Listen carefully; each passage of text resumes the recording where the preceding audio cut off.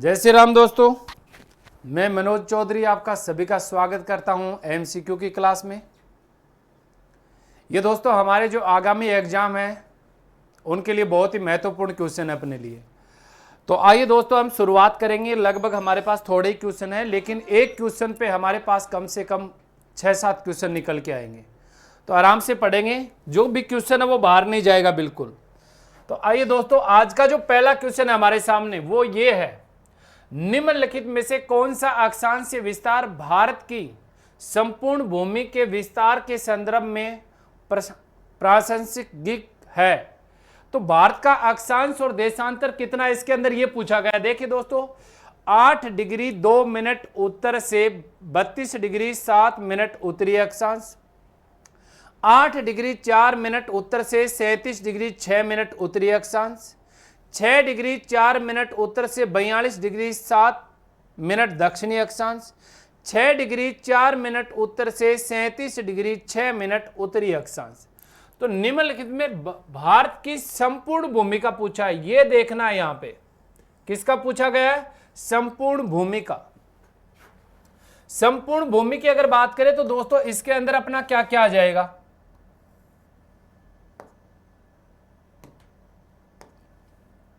देखिए दोस्तों, संपूर्ण भूमि की अगर बात कर रहा है तो संपूर्ण भूमि में अपना क्या क्या आने वाला है।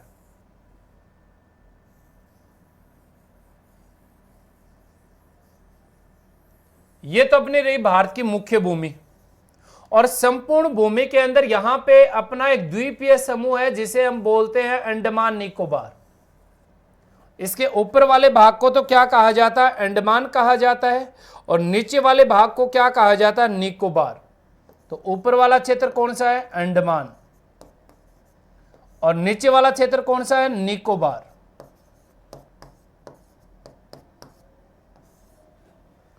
ये अपनी मुख्य भूमि का दक्षिणी हिस्सा है, जहां पे अपना राज्य कौन सा आता है? तमिलनाडु। और ये अपना सबसे उत्तर में क्या आ गया? यहां पे लद्दाख। तो क्वेश्चन अपने से क्या कह रहा था कि संपूर्ण भूमि का, भारत की संपूर्ण भूमि के विस्तार के संदर्भ में कौन सा सही रहेगा इसमें से। तो संपूर्ण भूमि की अगर बात करें तो दोस्तों संपूर्ण भूमि में अपना अंडमान निकोबार, यहां से जो अपना अक्षांश प्रारंभ होता है, यहां से अपना अक्षांश कितने डिग्री से प्रारंभ होता है उसकी बात करेंगे। 6 डिग्री 45 मिनट उत्तरी अक्षांश। कितने से स्टार्ट होता है? 6 डिग्री 45 मिनट उत्तरी अक्षांश।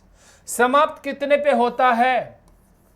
37 डिग्री 6 मिनट उत्तरी अक्षांश पे समाप्त होता है। कितने पे समाप्त हुआ है? 37 डिग्री 6 मिनट उत्तरी अक्षांश पे समाप्त हुआ है। तो संपूर्ण भूमि वाला अगर उसके अंदर मिला के देखें, 6 डिग्री 45 मिनट उत्तरी अक्षांश से 37 डिग्री 6 मिनट उत्तरी अक्षांश हमें ऑप्शन के अंदर मिलता है या नहीं मिलता है। तो ऑप्शन में देखिए दोस्तों, 8 डिग्री 2 मिनट उत्तर से 8 डिग्री 4 मिनट उत्तर से 37 डिग्री उत्तरी अक्षांश, 6 डिग्री 4 मिनट उत्तर से 42 डिग्री, ये भी नहीं है, 6 डिग्री 4 मिनट उत्तर से 37 डिग्री 6 मिनट उत्तरी अक्षांश तक। तो संपूर्ण भूमि की अगर बात करेंगे तो दोस्तों हमारा कौन सा क्वेश्चन सही रहेगा? 6 डिग्री 4 मिनट, ये 6 डिग्री 45 मिनट आएगा। यहाँ पे 6 डिग्री 45 मिनट उत्तरी अक्षांश से लेकर 36 डिग्री 6 मिनट उत्तरी अक्षांश तक।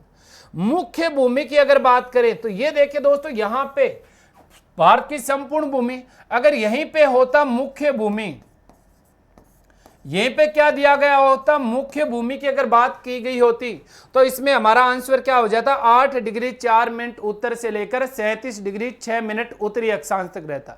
तो दोस्तों जब भी क्वेश्चन को पढ़े तो इन बातों को ध्यान में जरूर रखेंगे कि कौन से क्षेत्र का पूछा हुआ है, क्योंकि इसलिए इसने दोनों दिए हैं, 8 डिग्री 4 मिनट भी दिया और 6 डिग्री 4 मिनट उत्तरी अक्षांश भी दिया है।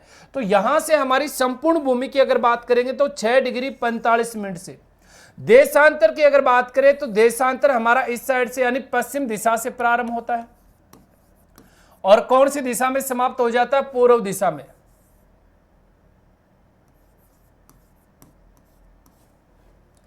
तो हमारा देशांतर अगर हमें पूछा जाए, देखेंगे आगे वाले किसी क्वेश्चन में हमें देशांतर भी दिया गया होगा, अन्यथा हम आगे वाले क्वेश्चन में दोबारा व्याख्या कर लेंगे इसकी। अगला क्वेश्चन देखिए दोस्तों, निम्नलिखित कथनों में से कौन से कथन भारत के संदर्भ में सही है? निम्नलिखित कथनों में से कौन सा कथन भारत के संदर्भ में सही है? भारत विश्व का 5वां सबसे बड़ा देश है? नहीं, भारत 5वां विश्व का सबसे बड़ा देश नहीं है। यह स्थल मंडल के कुल क्षेत्रफल का लगभग 2.4% भाग अधिकृत किए हुए है। यानी विश्व का कितने प्रतिशत क्षेत्रफल भारत के क्षेत्रफल के अंदर शामिल है? संपूर्ण भारत उष्ण कटिबंध में स्थित है। 82 डिग्री 30 मिनट पूर्वी देशांतर का उपयोग भारतीय मानक समय को निर्धारित करने के लिए किया गया है। तो 4 कथन दिए गए, 4 में से सही कौन सा, ये हमें यहां पर इसका चुनाव करना है। तो पहला देखिए, सबसे पहले को क्लियर करते हैं कि भारत विश्व का 5वां बड़ा देश है। तो ये बिल्कुल गलत है। भारत जो है विश्व का कितने नंबर का बड़ा देश है? 7वां बड़ा देश है। कितने नंबर का है? 7वां सबसे बड़ा देश है भारत। 7 देश, विश्व के 7 अगर देश देखे जाएं तो इसके लिए एक ट्रिक बनी हुई है, रुक चीन अब आ भारत। कौन सी ट्रिक बनी हुई है? रुक चीन अब आ भारत। रूस से क्या रहेगा दोस्तों? रूस। कैसे? कनाडा। चीन का चीन। ऐसे अमेरिका। ब से ब्राजील। आ से ऑस्ट्रेलिया। तो आ से क्या बन जाएगा? ऑस्ट्रेलिया। और 7 नंबर पे अपना कौन आ गया? भारत आ गया दोस्तों। तो पहला कथन उसका क्या था? गलत था। 8वां देश भी हमें पूछ लिया जाता है, अर्जेंटीना। 8वां सबसे बड़ा देश कौन सा है? अर्जेंटीना है।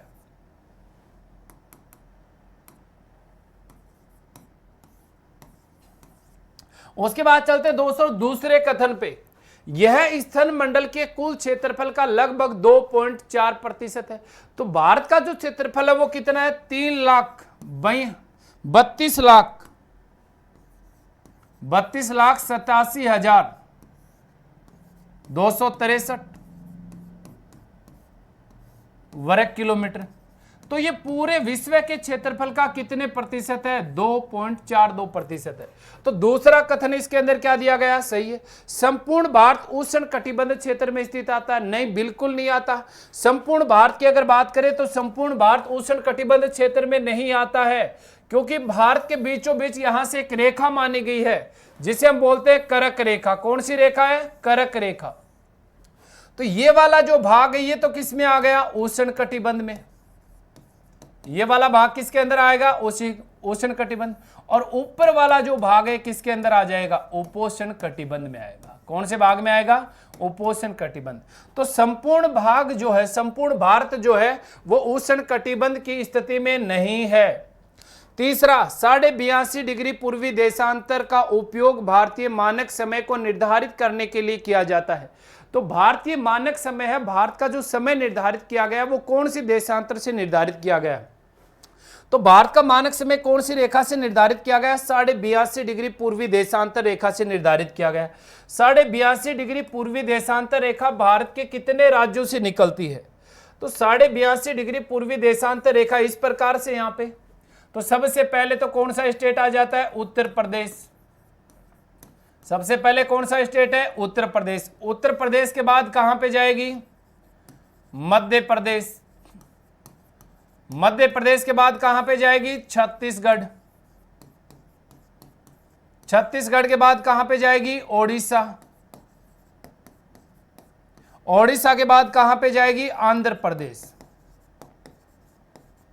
यह है अपनी 82.5 डिग्री पूर्वी देशांतर रेखा। 82.5 डिग्री पूर्वी देशांतर रेखा, जिसे भारत समय मानक रेखा कहा जाता है। अब लगभग पूछा जाता कौन से स्थान के नजदीक से गुजरती है? तो नैनी नामक स्थान पर इस रेखा का क्या बना हुआ? मुख्यालय बना हुआ है। तो उत्तर प्रदेश के कौन से स्थान से जाती है? नैनी। कौन सा बड़ा कस्बा आता है यहां पे? मिर्जापुर। तो ये भारत मानक समय रेखा है। तो चौथा जो कथन था इसका बिल्कुल क्या था दोस्तों? सही था। चौथा कथन क्या है? सही।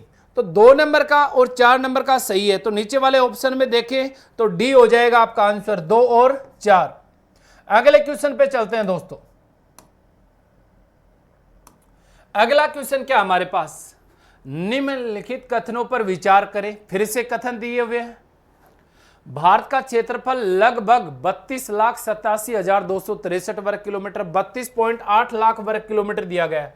तो भारत का क्षेत्रफल है कितना, 32,87,263 किलोमीटर स्क्वायर है। तो पहला कथन इसका सही है। उत्तर से दक्षिण तक भारत की वास्तविक दूरी लगभग 2,900 किलोमीटर है, उत्तर से दक्षिण तक की लंबाई।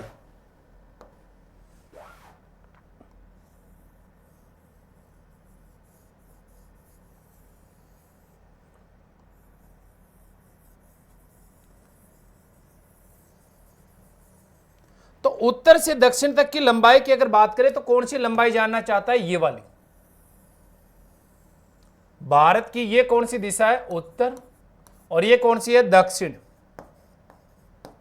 उत्तर से दक्षिण तक की जो लंबाई है वो है 3,214 किलोमीटर। कितनी है, 3,214 किलोमीटर। तो उत्तर से दक्षिण तक की उसने लंबाई पूछी थी हमसे, तो यहां पे कितना दे रखा, 2,900 किलोमीटर। तो ये बिल्कुल इसका क्या रहेगा, गलत रहेगा। दूसरा ऑप्शन इसका क्या है, गलत है कथन। पहला सही था। तीसरे में चलते हैं, भारत के पश्चिम में अरब सागर तथा पूर्व में बंगाल की खाड़ी है। तो भारत के पश्चिम में क्या बता रहा है, अरब सागर, तथा पूर्व में क्या बता रहा है, बंगाल की खाड़ी। ये अपनी पश्चिम दिशा है। कौन सी दिशा है, पश्चिम। तो भारत के इस साइड में जो सागर है वो कौन सा है, अरब सागर है दोस्तों। यहां पे क्या है, अरब सागर। ये अपनी कौन सी दिशा है, पूर्व। तो पूर्व में यहां पे कौन सी खाड़ी बनी हुई है, बंगाल की खाड़ी बनी हुई है। पूर्व में कौन सी खाड़ी है, बंगाल की खाड़ी बनी हुई है। तो इसका ये वाला कथन भी क्या दोस्तों, बिल्कुल सही है। उपयुक्त में से कौन से कथन सही हैं, तो उपयुक्त में से 1 और 3 वाले क्या है, बिल्कुल सही है। और 2 नंबर का क्या है, गलत, 1 और 3। तो इसमें आपका जो सही आंसर रहेगा वो क्या रहेगा, सी रहेगा। अगला क्वेश्चन,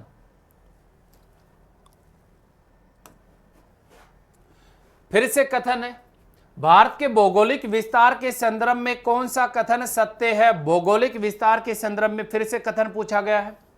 भारत के मुख्य भूभाग के दक्षिण पूर्व में अंडमान और निकोबार द्वीप समूह, कौन सी दिशा की बात कर रहा है, दक्षिण पूर्व, कि भारत के दक्षिण पूर्व दिशा में अंडमान निकोबार द्वीप समूह स्थित है। यह अपना प्रायद्वीप भारत, और ये अपनी दक्षिण दिशा भारत की, और ये अपनी पूर्व दिशा भारत की, और यहां पे अपना एक द्वीप समूह है जिसको हम बोलते हैं अंडमान निकोबार। अंडमान निकोबार।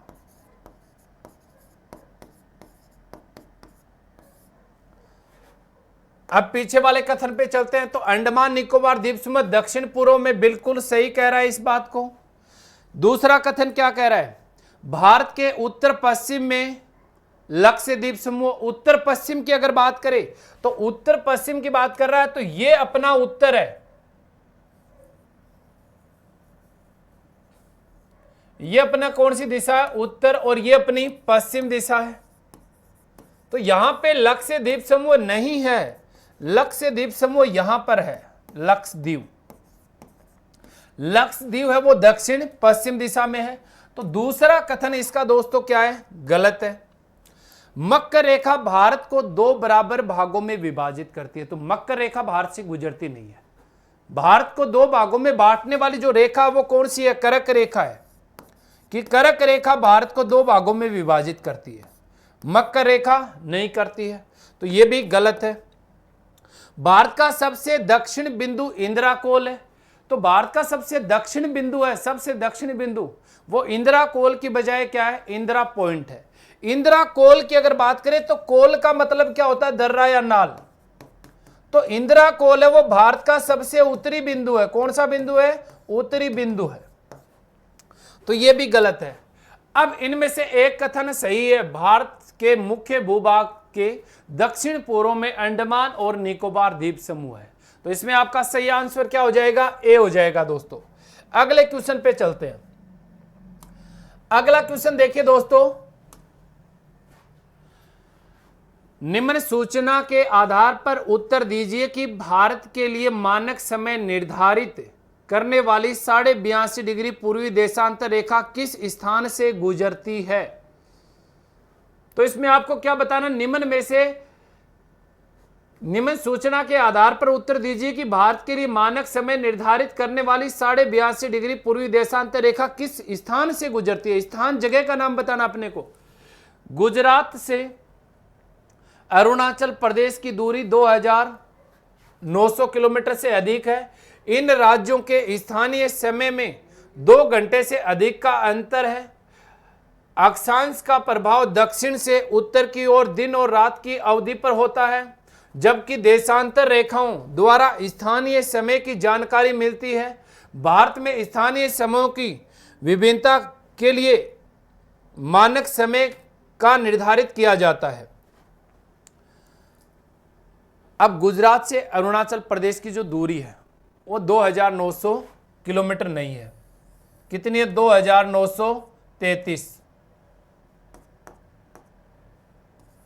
2933 किलोमीटर है। पहली बात तो ये, इन राज्यों का स्थानीय समय में 2 घंटे से अधिक का अंतर है। अब देखिए स्थानीय समय की अगर बात करें तो दोस्तों आप कैसे ज्ञात करेंगे। स्थानीय समय कैसे ज्ञात किया जाता है, जैसे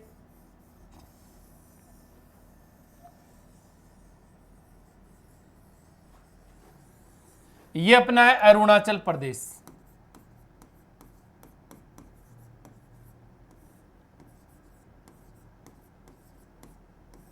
और ये यहां पे है अपना गुजरात। तो गुजरात से जो अक्षांश देशांतर रेखा गुजरती है, समय निर्धारित होता है वो किन के आधार पे? देशांतर। 68 डिग्री 7 मिनट पूर्वी देशांतर।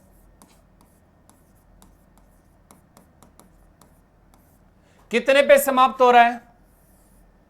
97 डिग्री 25 मिनट पूर्वी देशांतर।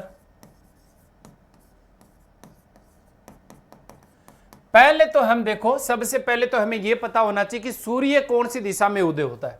तो सूर्य की अगर बात करें तो दोस्तों सूर्य कौन सी दिशा में उदय होता है? पूर्व में।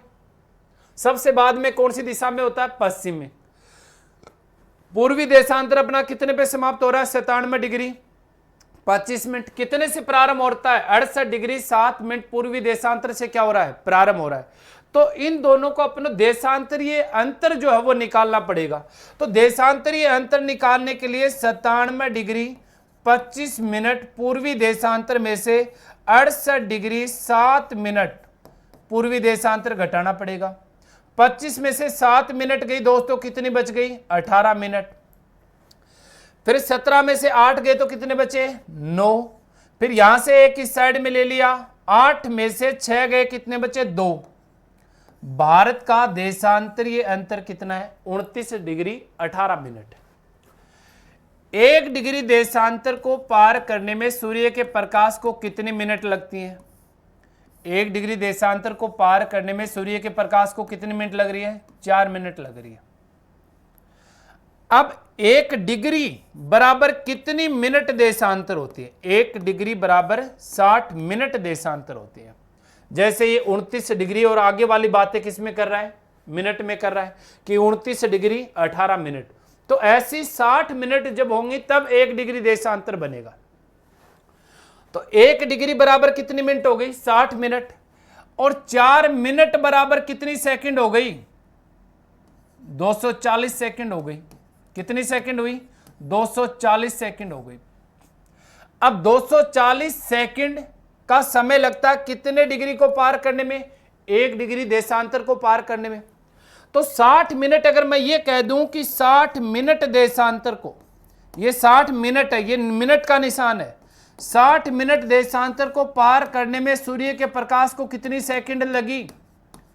240 सेकंड लगी। कितनी लगी? 240 सेकंड। तो ये भी बात वही है, क्योंकि इस डिग्री को हमने मिनट में ले लिया और यहां पे मिनट को किस में ले लिया? सेकंड में ले लिया।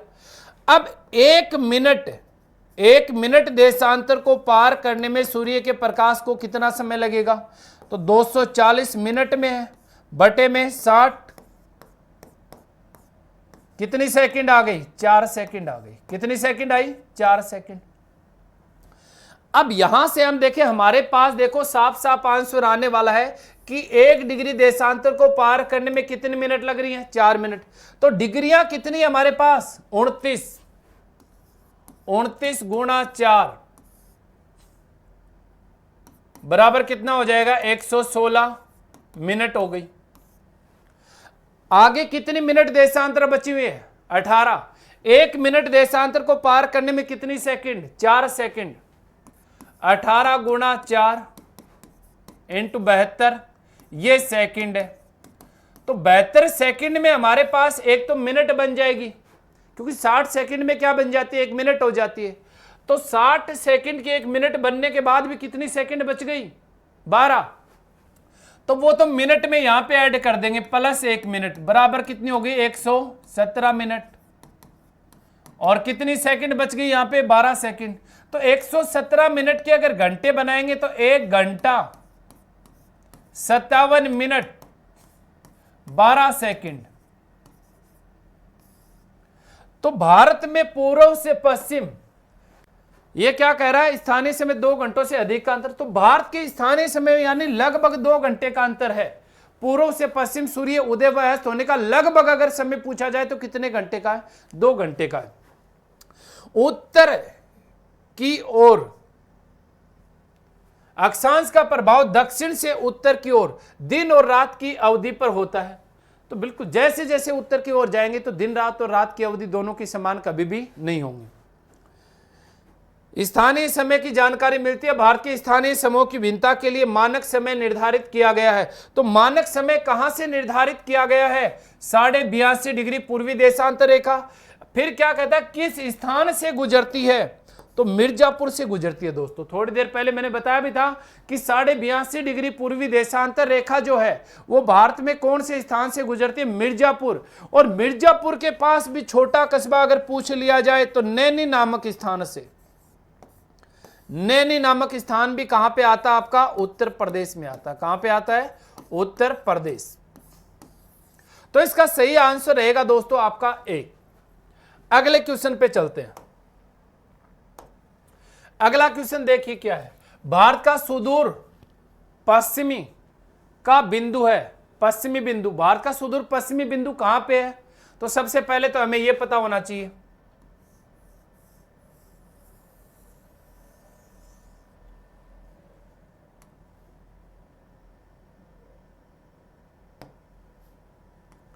ये पश्चिम दिशा अपनी कौन सी है? पश्चिम। और ये कौन सी है? पूर्व। तो पश्चिम में अपना स्टेट कौन सा है? गुजरात। तो सबसे पहले तो अपन देखेंगे गुजरात को। 68 डिग्री 7 मिनट पश्चिमी गुजरात में, 68 डिग्री 7 मिनट पश्चिमी राजस्थान में, 68 डिग्री 7 मिनट पूर्वी गुजरात में, 68 डिग्री 7 मिनट पूर्वी राजस्थान में। तो ये पश्चिमी और पूर्व कभी भी अपने को परेशान नहीं करेगा। क्यों नहीं करेगा दोस्तों? ये याद रखना कि ये अपना ग्लोब है और ये 0 डिग्री देशांतर है। 0 डिग्री देशांतर। 0 डिग्री देशांतर ने ग्लोब को 2 भागों में बांट दिया। ये पूर्व वाली दिशा है, इसमें आएगा पूर्वी देशांतर।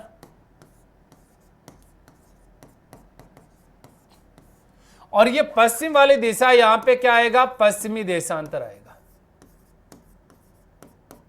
भारत है वो कौन से देशांतर में है? तो भारत अपना यहां पे है दोस्तों। तो संपूर्ण भारत कौन से देशांतर में? पूर्वी देशांतर में। तो भारत से जो भी देशांतर रेखा निकलेगी वो हमेशा आपकी पूर्वी देशांतर मिलेगी। अब ये हमने तय कर लिया था कि भारत का सबसे पश्चिमी राज्य गुजरात है, तो राजस्थान को हटा दीजिए। पश्चिमी देशांतर रेखा राजस्थान भारत से गुजरती नहीं है, तो बचा क्या अपने पास? सी बचा। 68 डिग्री 7 मिनट पूर्वी देशांतर गुजरात से। तो ये भारत का क्या? पश्चिमी सुदूर पश्चिमी बिंदु है। कितने डिग्री देशांतर पर है? 68 डिग्री 7 मिनट पूर्वी देशांतर पर। कितने डिग्री पे? 68 डिग्री 7 मिनट पूर्वी देशांतर पे। अगला क्वेश्चन देखिए दोस्तों। भारत के संदर्भ में नीचे दिए गए कथनों पर विचार करें। भारत की अवस्थिति उत्तरी गोलार्ध में स्थित है। कश्मीर तथा कन्याकुमारी की दिन रात की अवधि में कोई अंतर नहीं है। भारत का दक्षिणी विस्तार 6 डिग्री 45 मिनट उत्तरी अक्षांश से है। अब देखिए दोस्तों, मैंने बताया था यानी हर क्वेश्चन के अंदर मैं आपको 3-4 बातें एक्स्ट्रा बताता हुआ चलूंगा। तो ये बातें मैं आपको बता चुका हूं सबसे पहले कि भारत का दक्षिणी विस्तार 6 डिग्री 45 मिनट उत्तरी अक्षांश है। अंडमान निकोबार हमने देखा था कितने डिग्री से प्रारंभ हुआ था? 6 डिग्री 45 मिनट से। कितने डिग्री से? 6 डिग्री 45 मिनट से प्रारंभ हुआ था। कश्मीर तथा कन्याकुमारी की दिन रात की अवधि में कोई अंतर नहीं है। अंतर है दोस्तों, जैसे जैसे अक्षांशों के आधार पे दूर चले जाते जाएंगे तो दिन रात की अवधि में अंतर होता रहेगा दोस्तों। भारत की अवस्थिति उत्तरी गोलार्ध में, तो संपूर्ण जो भारत है वो उत्तरी गोलार्ध में है। संपूर्ण भारत कौन से गोलार्ध में है? उत्तरी गोलार्ध में है। ये देखिए, ये अपने पास ग्लोब है, ये 0 डिग्री अक्षांश है। 0 डिग्री अक्षांश अपन किसको बोलते हैं? भूमध्य रेखा को। भू यानी पृथ्वी, मध्य यानी बीच से मानी गई है।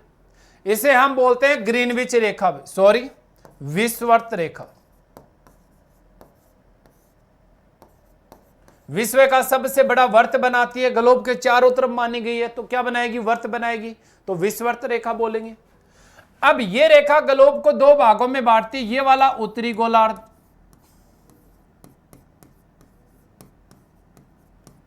और ये वाला दक्षिणी गोलार्ध। ये वाला कौन सा गोलार्ध है? दक्षिणी गोलार्ध। भारत यहां पे है, तो संपूर्ण भारत कौन से गोलार्ध में स्थित है? तो संपूर्ण भारत अपना उत्तरी गोलार्ध में स्थित है। वापस चलते हैं, तो पहली बात क्या थी कि भारत की अवस्थिति उत्तरी गोलार्ध में, बिल्कुल सही है। कश्मीर तथा कन्याकुमारी की दिन रात की अवधि में कोई अंतर नहीं है, बिल्कुल है, अंतर है। भारत का दक्षिणी विस्तार 6 डिग्री 45 मिनट उत्तरी अक्षांश है, तो बिल्कुल है। अंडमान निकोबार का ये वाला जो है इंदिरा पॉइंट, पिगमिलियन पॉइंट या पार्सन पॉइंट या चाहे लिंग पॉइंट, ये कितने डिग्री पे आता है? 6 डिग्री 45 मिनट पे आता है।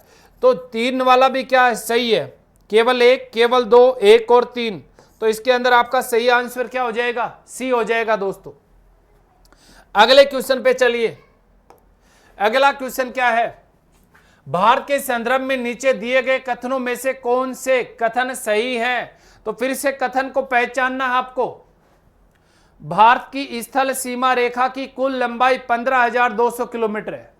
भारत की स्थल सीमा रेखा की लंबाई कुल कितनी बताई गई है? 15,200 स्थल सीमा रेखा की लंबाई। भारत की समुद्री सीमा की लंबाई 7,516.6 किलोमीटर है। भारत के उत्तर उत्तर पश्चिम से तथा उत्तर पूर्व सीमा तक मरुस्थल फैला हुआ है। पहले चलते 1 नंबर के कथन पर। भारत की स्थल सीमा रेखा की कुल लंबाई 15,200 किलोमीटर। कौन सी सीमा रेखा की बात कर रहा है? आइए दोस्तों,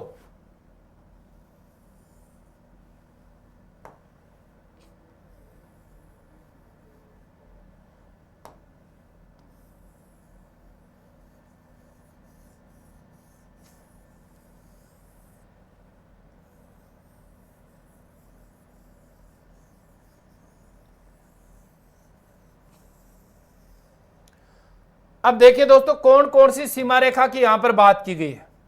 ये कर रहा हूं मैं, इससे नीचे वाली ब्लैक,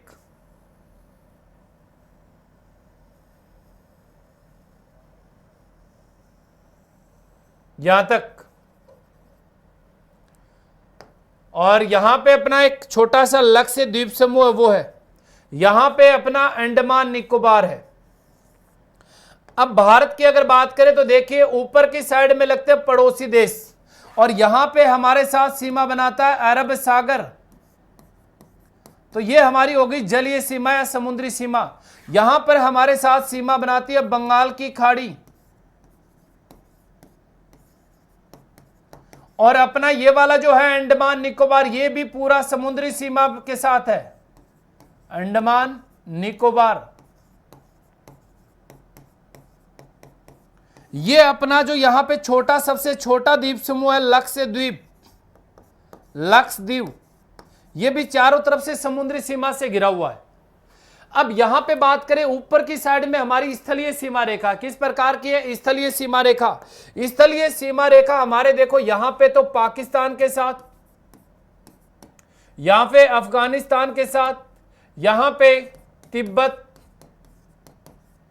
यहां पे नेपाल, यहां पे भूटान, यहां पे म्यांमार और यहां पे बांग्लादेश। तो पड़ोसी देशों के साथ लगने वाली हमारी किस प्रकार की सीमा रेखा? स्थलीय सीमा। यहां से प्रारंभ होती है कोरी क्रीक से, कोरी क्रीक, और यहां तक आती है पश्चिम बंगाल में। तो इस सीमा रेखा की लंबाई है वो कितनी? 15,200 किलोमीटर। कितनी है? 15,200 किलोमीटर दोस्तों। दूसरा कथन हमसे क्या कहता है? भारत की समुद्री सीमा की लंबाई 7,516.6 किलोमीटर है। तो समुद्री सीमा ये वाली नीचे वाली, और अंडमान निकोबार और लक्षद्वीप भी जिसमें शामिल है, तो ये कितनी है? 7,516.6 किलोमीटर है, जिसके अंदर अंडमान निकोबार यानी द्वीपीय सीमा भी शामिल है। अगर द्वीपीय सीमा को निकाल दिया जाए, ये भारत की बचेगी मुख्य भूमि की सीमा रेखा। ये मुख्य भूमि की समुद्री सीमा जो है, ये है दोस्तों 6100 किलोमीटर। कितनी है? 6100 किलोमीटर। तो संपूर्ण भारत की भौगोलिक सीमा रेखा की लंबाई आ जाएगी अपने पास लगभग 22,800 किलोमीटर। यह कुल भौगोलिक सीमा रेखा अपने पास, कुल भौगोलिक सीमा रेखा की लंबाई 22,800 है, जिसमें से 15,200 भी शामिल है, स्थलीय भी शामिल है, और 7,516.6 भी शामिल है। अब इसमें से स्थलीय को अलग कर लिया जाए तो सबको जोड़ेंगे अपन, प्लस इसमें ये वाली कर देंगे 15,200, तो अपने पास टोटल कितनी आ जाएगी? लगभग 22,800 आ जाएगी। इसमें से स्थलीय निकाल लेंगे तो अपने पास कितनी बचाएगी? 7,516.6 किलोमीटर। इसमें से द्वीपों वाली बाहर निकाल देंगे तो मुख्य भूमि की जलीय सीमा रेखा कितनी आ जाएगी? 6100 किलोमीटर। तो इसके ऊपर वाला कथन ये वाला भी सही है और इसका कथन नंबर 2 भी सही है। भारत के उत्तर पश्चिम से उत्तर पूर्व की सीमा तक मरुस्थल है? बिल्कुल नहीं है दोस्तों। भारत में जो मरुस्थल है वो कहां पे है? ये वाला जो एरिया है अपना, ये वाला एरिया, ये क्या है? थार का मरुस्थल है। ये वाला जो क्षेत्र है इसे क्या बोला जाता है? मरुस्थल। तो पूरे भारत में उत्तर पूर्व तक कोई मरुस्थल नहीं है। आगे अपने पास मैदान है दोस्तों। तो इसका तीसरा जो कथन है ये क्या? बिल्कुल गलत है। तो कथन 1 और 2, कथन 1 और 2 सही है। ए इसके अंदर आपका आंसर क्या रहेगा? सही रहेगा दोस्तों। आगे चलते हैं। अगला जो क्वेश्चन है वो क्या आपके पास? नीचे दिए गए कथनों में से कौन सा सही है? भारतीय भूखंड एशिया महाद्वीप के मध्य में स्थित है। हिंद महासागर में पाकिस्तान की केंद्रीय स्थिति है। केवल एक, केवल दो, एक और दो, इनमें से कोई नहीं। अब देखते हैं, पहले बात करेंगे एक पे। भारतीय भूखंड एशिया महाद्वीप के मध्य में स्थित है। तो इसका मध्य का कहने का मतलब क्या? जैसे अपने पास ये वाला एशिया महाद्वीप है, ये अपना क्या है? एशिया महाद्वीप। एशिया महाद्वीप की ये कौन सी दिशा? पश्चिम। और ये कौन सी है? पूर्व।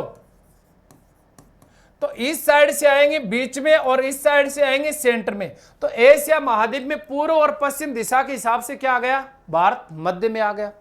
दूसरा कथन अपने से क्या कहता है कि हिंद महासागर में पाकिस्तान की केंद्रीय स्थिति बनी हुई है। तो बिल्कुल दोस्तों ये गलत है बात। यह है यहां पे पाकिस्तान और यह है अपना हिंद महासागर। अब देखो, हिंद महासागर में जो केंद्रीय स्थिति बनेगी वो किसकी बनेगी? भारत की बनेगी। हिंद महासागर में केंद्रीय स्थिति किसकी बनेगी? भारत की बनेगी, न कि पाकिस्तान की बनेगी। तो दूसरा कथन इसका दोस्तों क्या है? गलत है। पहला क्या है? सही है। तो केवल एक सही है इसके अंदर। कौन सा सही है? केवल एक, कि भारतीय भूखंड एशिया महाद्वीप के मध्य में स्थित है, पश्चिम और पूर्व के हिसाब से। हिंद महासागर में पाकिस्तान की केंद्रीय स्थिति नहीं है। हिंद महासागर में भारत की कौन सी स्थिति बनेगी? केंद्रीय स्थिति बनेगी। अगला क्वेश्चन देखिए दोस्तों, भारत के राज्यों का निम्नलिखित में से कौन सा युग्म सबसे पूर्वी तथा पश्चिमी राज्य को इंगित करता है? भारत के राज्यों का निम्न में से कौन सा युग्म सबसे पूर्वी और सबसे पश्चिमी राज्य को इंगित करता है? एक पूर्वी बताना और एक पश्चिमी। असम और राजस्थान, अरुणाचल प्रदेश और राजस्थान, असम और गुजरात, अरुणाचल प्रदेश और गुजरात। तो यहां पे हमने थोड़ी देर पहले देखा था दोस्तों, सबसे पूर्व में यहां पे अपना राज्य कौन सा आता है? अरुणाचल प्रदेश। कौन सा आता है? अरुणाचल प्रदेश आता है। सबसे पश्चिमी सीमा अपने गुजरात है।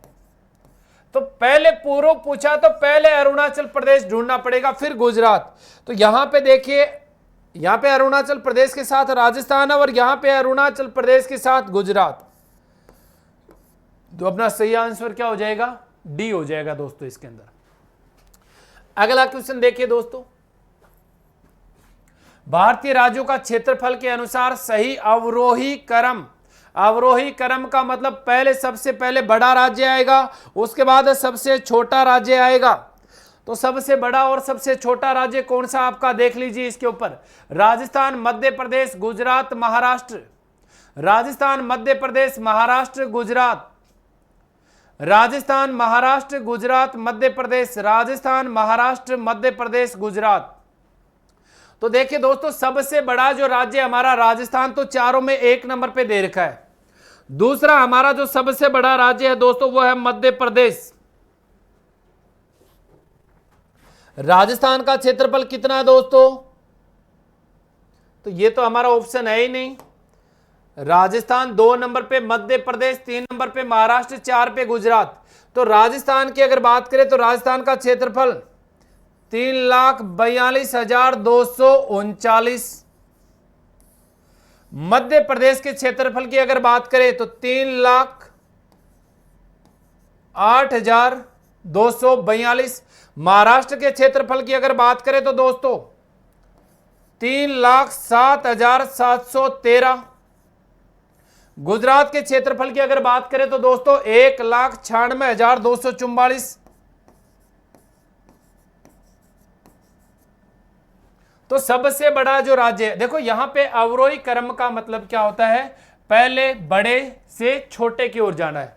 तो सबसे बड़ा राज्य कौन सा है? राजस्थान, 3,42,239 वर्ग किलोमीटर। दूसरा सबसे बड़ा राज्य वर्तमान में हमारा कौन सा है? मध्य प्रदेश, 3,08,242। तीसरा सबसे बड़ा राज्य कौन सा? महाराष्ट्र, 3,07,713 वर्ग किलोमीटर। चौथा सबसे बड़ा राज्य कौन सा है? गुजरात, 1,96,244 वर्ग किलोमीटर दोस्तों। तो अवरोही क्रम की अगर बात करें तो इसके अंदर अपना बी ऑप्शन क्या रहेगा दोस्तों? बिल्कुल सही रहेगा। अगले क्वेश्चन पे चलते हैं। कर्क रेखा भारत के किन राज्यों से होकर गुजरती है? गुजरात, उत्तर प्रदेश, छत्तीसगढ़, झारखंड।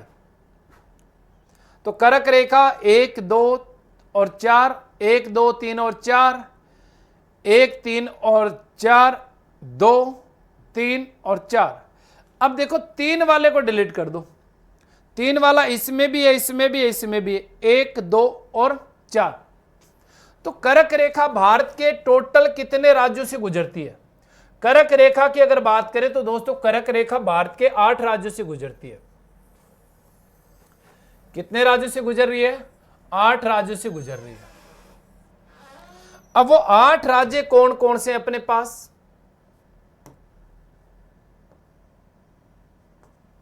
सबसे पहले तो यहां पे आएगा गुजरात,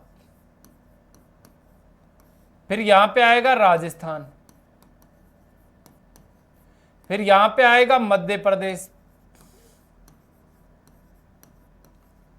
फिर यहां पे आएगा छत्तीसगढ़,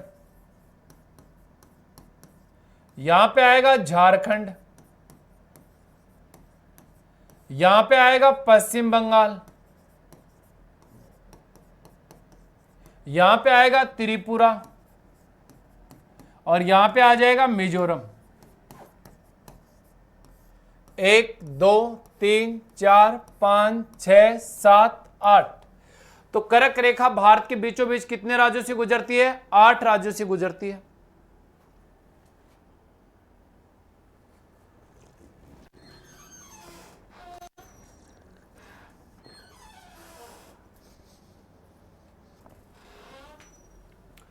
8 राज्य गुजरात, राजस्थान, मध्य प्रदेश। अब देखिए दोस्तों, कर्क रेखा से कौन कौन से क्वेश्चन हमें पूछ सकता है। तो कर्क रेखा गुजरात, गुजरात के बाद राजस्थान। तो कर्क रेखा की सबसे कम लंबाई, कर्क रेखा की न्यूनतम लंबाई,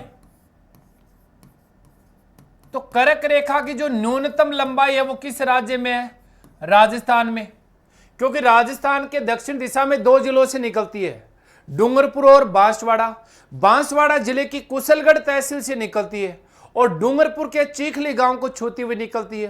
तो राजस्थान में टोटल लंबाई है गुजरात 26 किलोमीटर, बांसवाड़ा में 25 किलोमीटर और 1 किलोमीटर कहां पे बताई गई है? डूंगरपुर में। कर्क रेखा की सर्वाधिक लंबाई पूछेगा, तो सर्वाधिक लंबाई देखिए दोस्तों, ये मध्य प्रदेश के बीचों बीच जा रही है। तो कर्क रेखा की सर्वाधिक जो लंबाई रहेगी वो किस स्टेट के अंदर रहेगी दोस्तों? मध्य प्रदेश में रहेगी। फिर अगला क्वेश्चन क्या पूछ सकता है दोस्तों? कर्क रेखा के सबसे नजदीक राजधानी। तो कर्क रेखा पर का मतलब 8 राज्यों से, चाहे से हो। तो कर्क रेखा पर सबसे नजदीक जो राजधानी है वो कौन सी है? रांची, सबसे नजदीक। फिर पूछे कर्क रेखा पर का मतलब फिर 8 राज्यों से। तो कर्क रेखा पर सर्वाधिक दूरी पर स्थित राजधानी। तो कर्क रेखा पर सर्वाधिक दूरी पर जो रहेगी वो अपनी जयपुर की रहेगी। इन 8 राज्यों की बात करेंगे तो जयपुर सर्वाधिक दूरी पे है।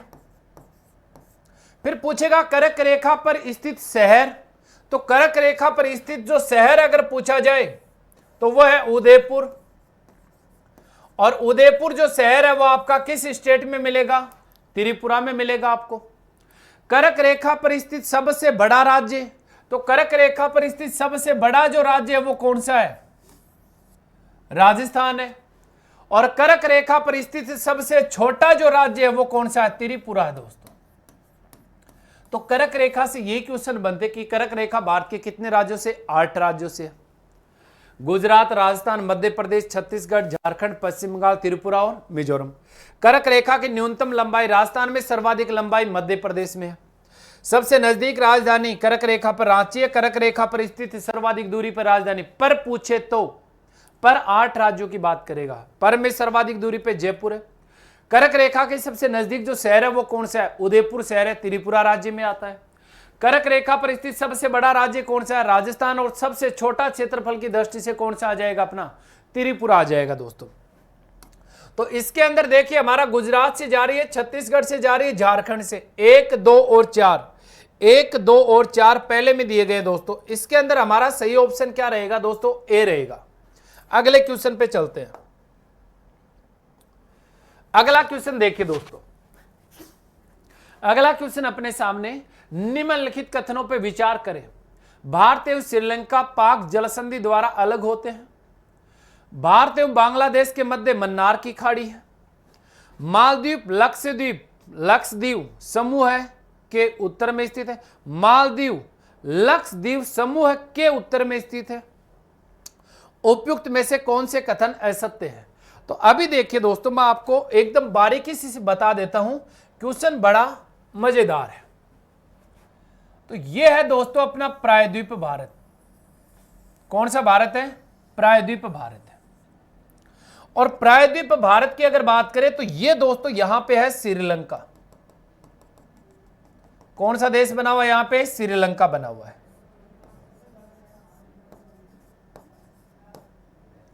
इसने जितने भी नाम लिए वो सारे दर्ज कर देता हूं। यहां पे है पाक जलडमरू, पाक जलडमरू।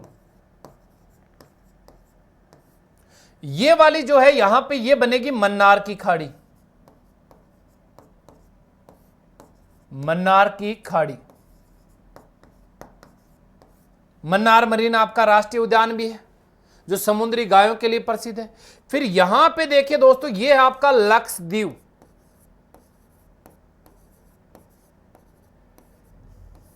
ये यहां पर बनेगा दोस्तों आपका मिनिकोय। यहां पर दोस्तों आपका बनेगा मालदीव। तो इसने क्या बोला था कि मालदीव लक्षद्वीप के उत्तर में है, तो बिल्कुल नहीं है, मालदीव और लक्षद्वीप के दक्षिण दिशा में। फिर इसने क्या बोला, श्रीलंका और भारत के मध्य, ये अपना भारत है, श्रीलंका और भारत के मध्य कौन सी जल संधि है, पाक जलडमरू संधि है। फिर इसने एक मन्नार की खाड़ी से भी क्वेश्चन पूछा था कि भारत व बांग्लादेश के मध्य मन्नार की खाड़ी स्थित है। बिल्कुल नहीं दोस्तों, मन्नार की खाड़ी जो स्थित है वो तमिलनाडु और श्रीलंका के मध्य, ये यहां पर अपना स्टेट कौन सा है, तमिलनाडु। मन्नार की जो खाड़ी है तमिलनाडु और श्रीलंका के मध्य बनी हुई है। यहां पे जो खाड़ी है उसका नाम है बंगाल की खाड़ी। कौन सी खाड़ी है, बंगाल की खाड़ी है दोस्तों। और ये यहां पर जो देश बनेगा ये कौन सा बनेगा, बांग्लादेश बनेगा। तो इसमें कथन एक सही था, कौन सा, भारत और श्रीलंका के मध्य, भारत व श्रीलंका के मध्य पाक जल संधि या पाक जलडमरू संधि है। भारत व बांग्लादेश के मध्य मन्नार की खाड़ी नहीं है। मालदीव लक्षद्वीप समूह के उत्तर में स्थित है, तो मालदीव लक्षद्वीप समूह के उत्तर में नहीं होके बजाय कहां पे है, दक्षिण में है। तो एक वाला सही है, तो ऑप्शन केवल एक सही है। अगले क्वेश्चन पे चलते हैं दोस्तों। अगला क्वेश्चन देखिए दोस्तों अपना, निम्नलिखित कथनों पर विचार करें। भारतीय उपमहाद्वीप में नेपाल, भूटान, पाकिस्तान, बांग्लादेश व भारत आते हैं, तो बिल्कुल आते हैं इसमें। तो इस उपमहाद्वीप में अफगानिस्तान सम्मिलित है, सम्मिलित नहीं है, बात यह भी सही है, अफगानिस्तान शामिल नहीं है। भारतीय उपमहाद्वीप के दक्षिण में हिंद महासागर की स्थिति बनी हुई है, तो बिल्कुल बनी हुई है। तो उपमहाद्वीप के अंदर देखिए नेपाल, भूटान, पाकिस्तान, बांग्लादेश और भारत आते हैं, बिल्कुल सही बोल रहा है। अफगानिस्तान उपमहाद्वीप में शामिल नहीं है, तो यह भी सही बोल रहा है। भारतीय उपमहाद्वीप के दक्षिण में हिंद महासागर की स्थिति है, तो भारत के दक्षिण में कौन सा महासागर है, हिंद महासागर है। तो तीनों बातें इसकी क्या है, सही है दोस्तों। तो इसका आंसर आपका क्या रहेगा, ये सभी। इसका आंसर क्या रहेगा, ये सभी रहेगा।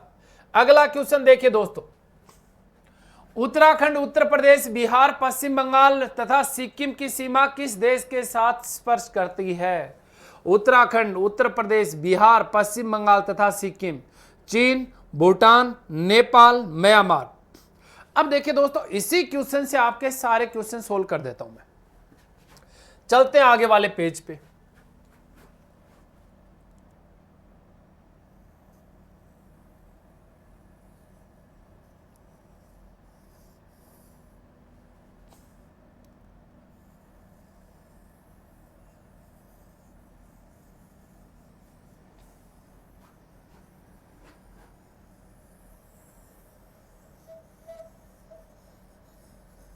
ये देखिए दोस्तों, अब ये क्लियर हमारा यहीं पे हो जाएगा, सारे देशों के क्वेश्चन एक ही क्वेश्चन में। सबसे पहले देखो, पाकिस्तान की सीमा यहां से प्रारंभ हुई है, तो ये हमारा जो स्टेट है कौन सा है, गुजरात। गुजरात के बाद ये हमारा स्टेट कौन सा, राजस्थान। फिर ये हमारा स्टेट कौन सा है, पंजाब। फिर ऊपर वाले दो हमारे बने हुए केंद्र शासित प्रदेश, क्या बने हुए, केंद्र शासित प्रदेश। ये वाला जम्मू कश्मीर और ये वाला लद्दाख। फिर हमारा दोबारा स्टेट आ जाता है, वो कौन सा आ जाता है, यहां पे हिमाचल प्रदेश। फिर यहां पे हमारा आ जाएगा उत्तराखंड। फिर यहां पे हमारा आ जाएगा उत्तर प्रदेश। यहां पे हमारा आ जाएगा बिहार। यहां पे हमारा आ जाएगा पश्चिम बंगाल।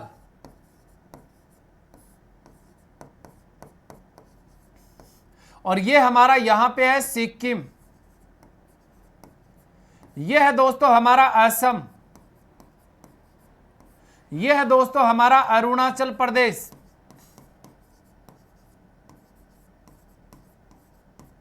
यह है दोस्तों हमारा नागालैंड।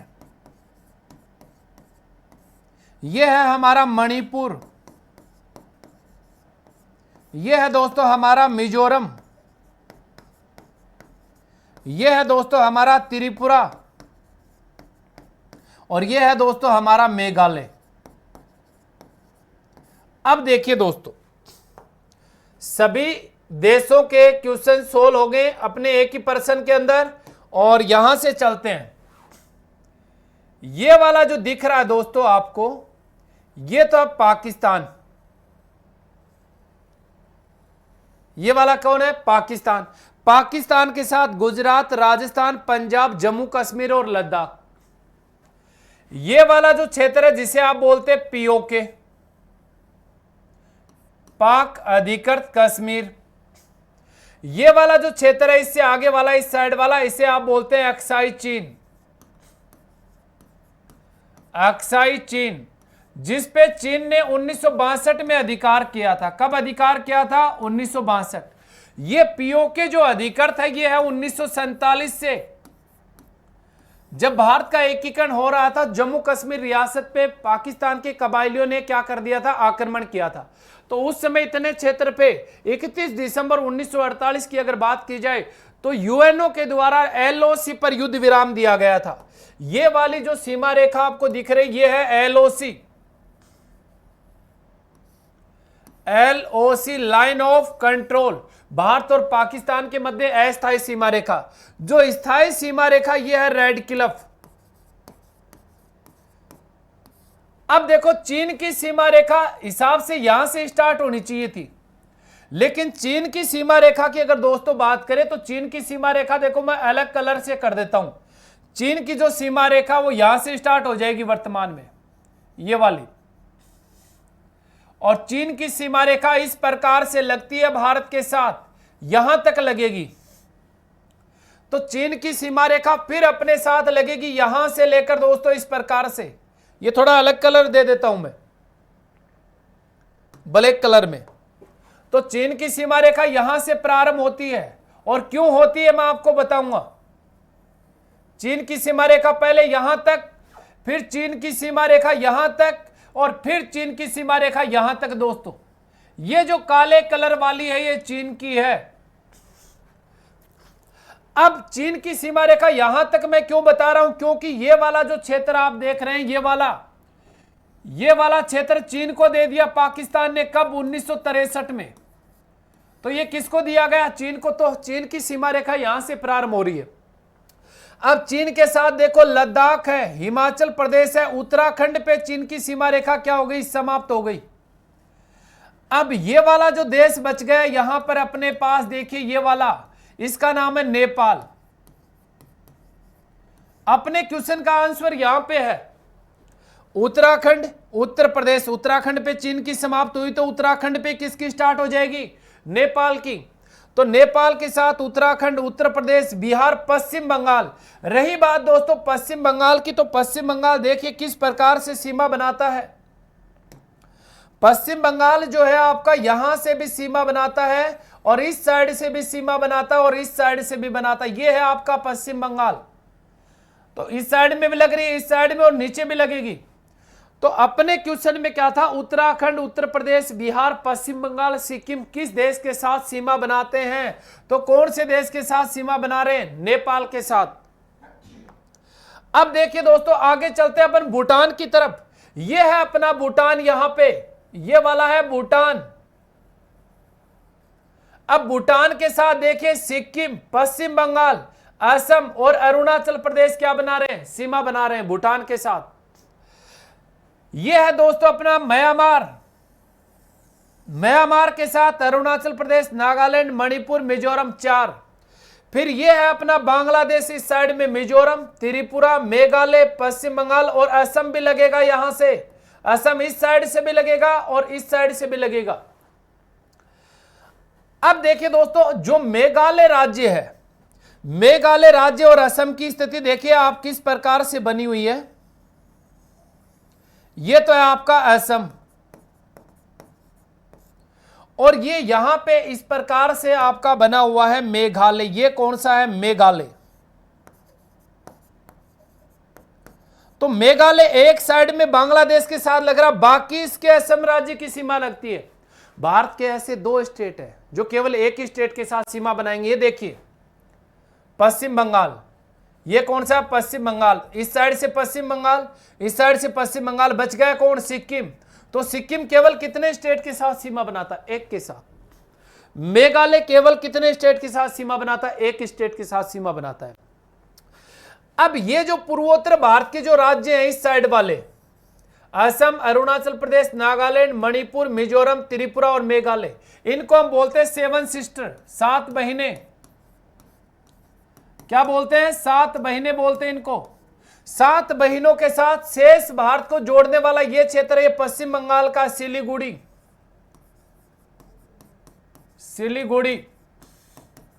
सिलीगुड़ी को भारत का चिकन नेक कहा जाता है, चिकन नेक। तो चिकन नेक के नाम से कौन सा क्षेत्र प्रसिद्ध है? सिलीगुड़ी। जो शेष भारत से पूर्वोत्तर भारत की 7 बहिनों के साथ जोड़ता है वो क्षेत्र कौन सा? सिलीगुड़ी, जिसे किस नाम से जाना जाता है? चिकन नेक के नाम से जाना जाता है। तो फिर चीन की बात करते हैं दोस्तों। देखिए चीन की सीमा हिमाचल प्रदेश, उत्तराखंड, फिर सिक्किम, फिर अरुणाचल प्रदेश के साथ लगती है। बाकी मैंने क्लियर कर दिया आपका। तो वापस चलते हैं अपने पीछे वाले क्वेश्चन पे। उत्तराखंड, उत्तर प्रदेश, बिहार, पश्चिम बंगाल और सिक्किम, मैंने बताया किसके साथ सीमा बना रहे हैं? नेपाल के साथ सीमा बना रहे हैं। चीन के साथ अगर हमने देखा हो तो चीन के साथ हमने देख लिया कौन कौन से स्टेट, हिमाचल प्रदेश, उत्तराखंड, सिक्किम और अरुणाचल प्रदेश। बाकी इस साइड में लद्दाख बनाएगा। भूटान के साथ सिक्किम, पश्चिम बंगाल, असम, अरुणाचल प्रदेश। म्यांमार के साथ अरुणाचल प्रदेश, नागालैंड, मणिपुर, मिजोरम बनाएगा। बांग्लादेश के साथ मिजोरम, त्रिपुरा, मेघालय, असम और पश्चिम बंगाल बनाएंगे दोस्तों। आइए दोस्तों चलते हैं अगले क्वेश्चन पे। भारत की सीमा किन देशों के साथ स्पर्श नहीं करती है? चीन, मालदीव, ताजिकिस्तान, अफगानिस्तान, म्यांमार। तो अभी हमने देखे भारत के पड़ोसी देश, पाकिस्तान, अफगानिस्तान, चीन, नेपाल, भूटान, म्यांमार, बांग्लादेश। क्या ये था उन देशों में? नहीं था। क्या ये था?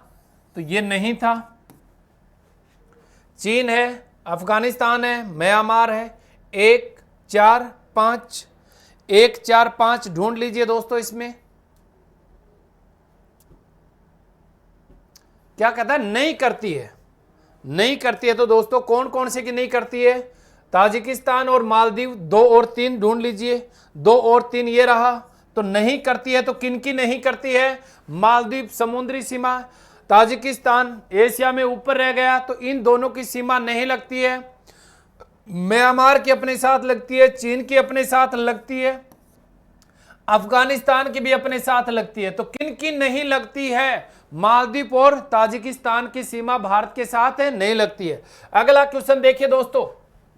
नीचे दिए गए भारतीय राज्यों में से किसकी सीमा बांग्लादेश के साथ स्पर्श करती है? तो अभी मैंने बताया था कि बांग्लादेश के साथ कौन कौन से राज्यों की सीमा लगती है? पश्चिम बंगाल, मिजोरम, त्रिपुरा, नागालैंड, सिक्किम।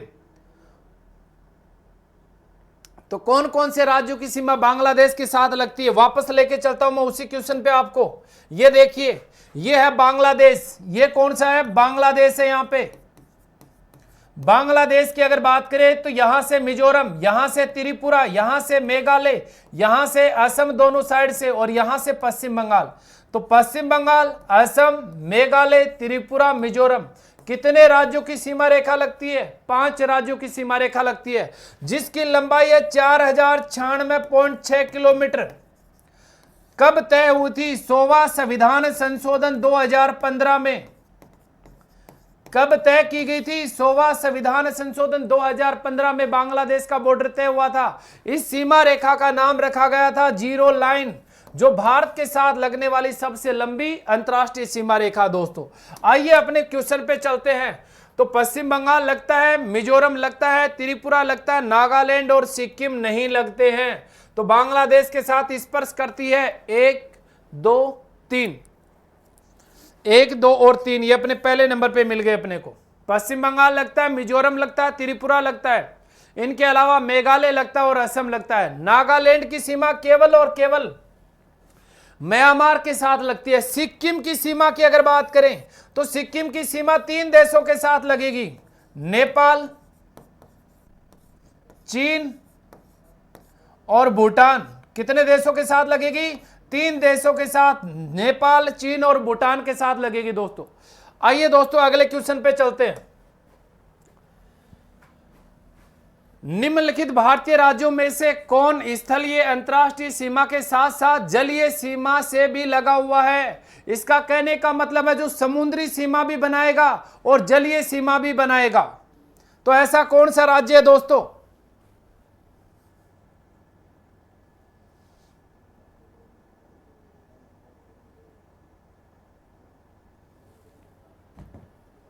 अब देखिए दोस्तों, महाराष्ट्र, पश्चिम बंगाल, ओडिशा, गुजरात।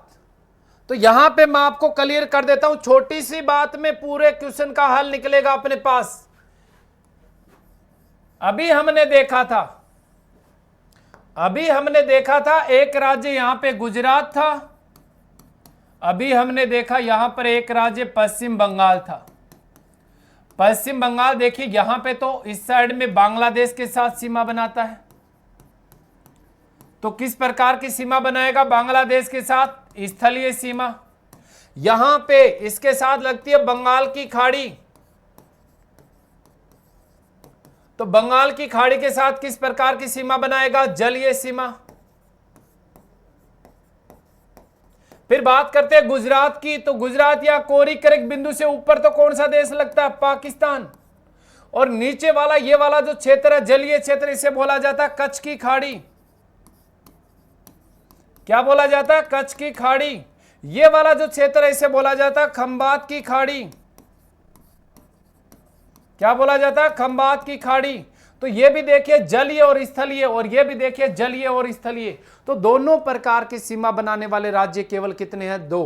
कौन कौन से? गुजरात और पश्चिम बंगाल। ये स्थलीय सीमा भी बनाते हैं और जलीय सीमा भी बनाते हैं। तो चलते मेन क्वेश्चन के ऊपर। स्थलीय अंतर्राष्ट्रीय सीमा के साथ साथ जलीय सीमा भी बनाते हैं। तो एक तो पश्चिम बंगाल और एक कौन सा? गुजरात। तो 2 और 4, तो ये रहा सी आपका ऑप्शन। पश्चिम बंगाल अंतर्राष्ट्रीय सीमा रेखा कितने देशों के साथ बनाता है? तो पश्चिम बंगाल 3 देशों के साथ बनाएगा दोस्तों अंतर्राष्ट्रीय सीमा रेखा। 3 देश कौन कौन से रहेंगे आपके? 3 देश सबसे पहले लगता है नेपाल के साथ, नेपाल के बाद ऊपर की साइड में लगता है भूटान के साथ, और नीचे की साइड में लगता है बांग्लादेश के साथ। ये तो इसकी अंतर्राष्ट्रीय सीमा रेखा है। और जलीय सीमा बनाएगा बंगाल की खाड़ी के साथ। गुजरात की रही बात, गुजरात की, तो ये केवल और केवल कौन से देश के साथ बनाता है? पाकिस्तान के साथ। फिर बनाएगा अरब सागर में जलीय सीमा। तो जलीय और स्थलीय सीमा बनाने वाले स्टेट केवल अपने पास कितने? 2 ही हैं दोस्तों। तो इसका सही आंसर रहेगा आपका सी। अगले क्वेश्चन पे देखिए दोस्तों, अगला क्वेश्चन अपने पास क्या है? निम्नलिखित द्वीपों के युग्मों में से कौन सा 10 डिग्री चैनल जलमार्ग द्वारा आपस में पृथक किया जाता है? अंडमान एवं निकोबार, निकोबार एवं सुमात्रा, मालदीव एवं लक्षद्वीप, सुमात्रा एवं जावा। ये तो है दोस्तों अंडमान बंगाल की खाड़ी में, क्या है? अंडमान। और ये है दोस्तों निकोबार।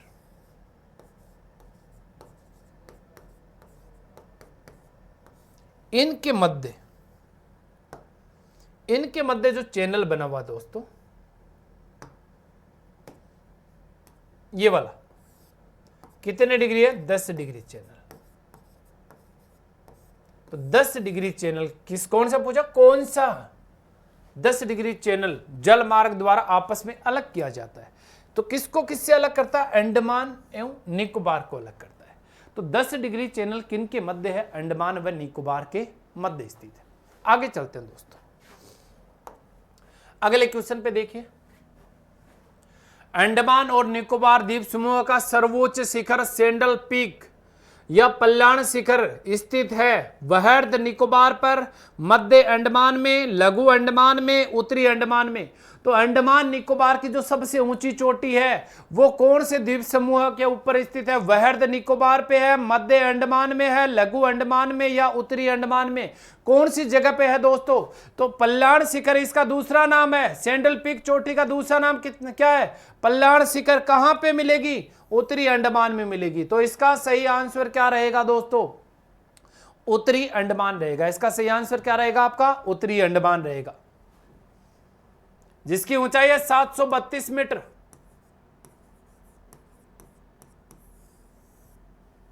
अगला क्वेश्चन देखिए दोस्तों,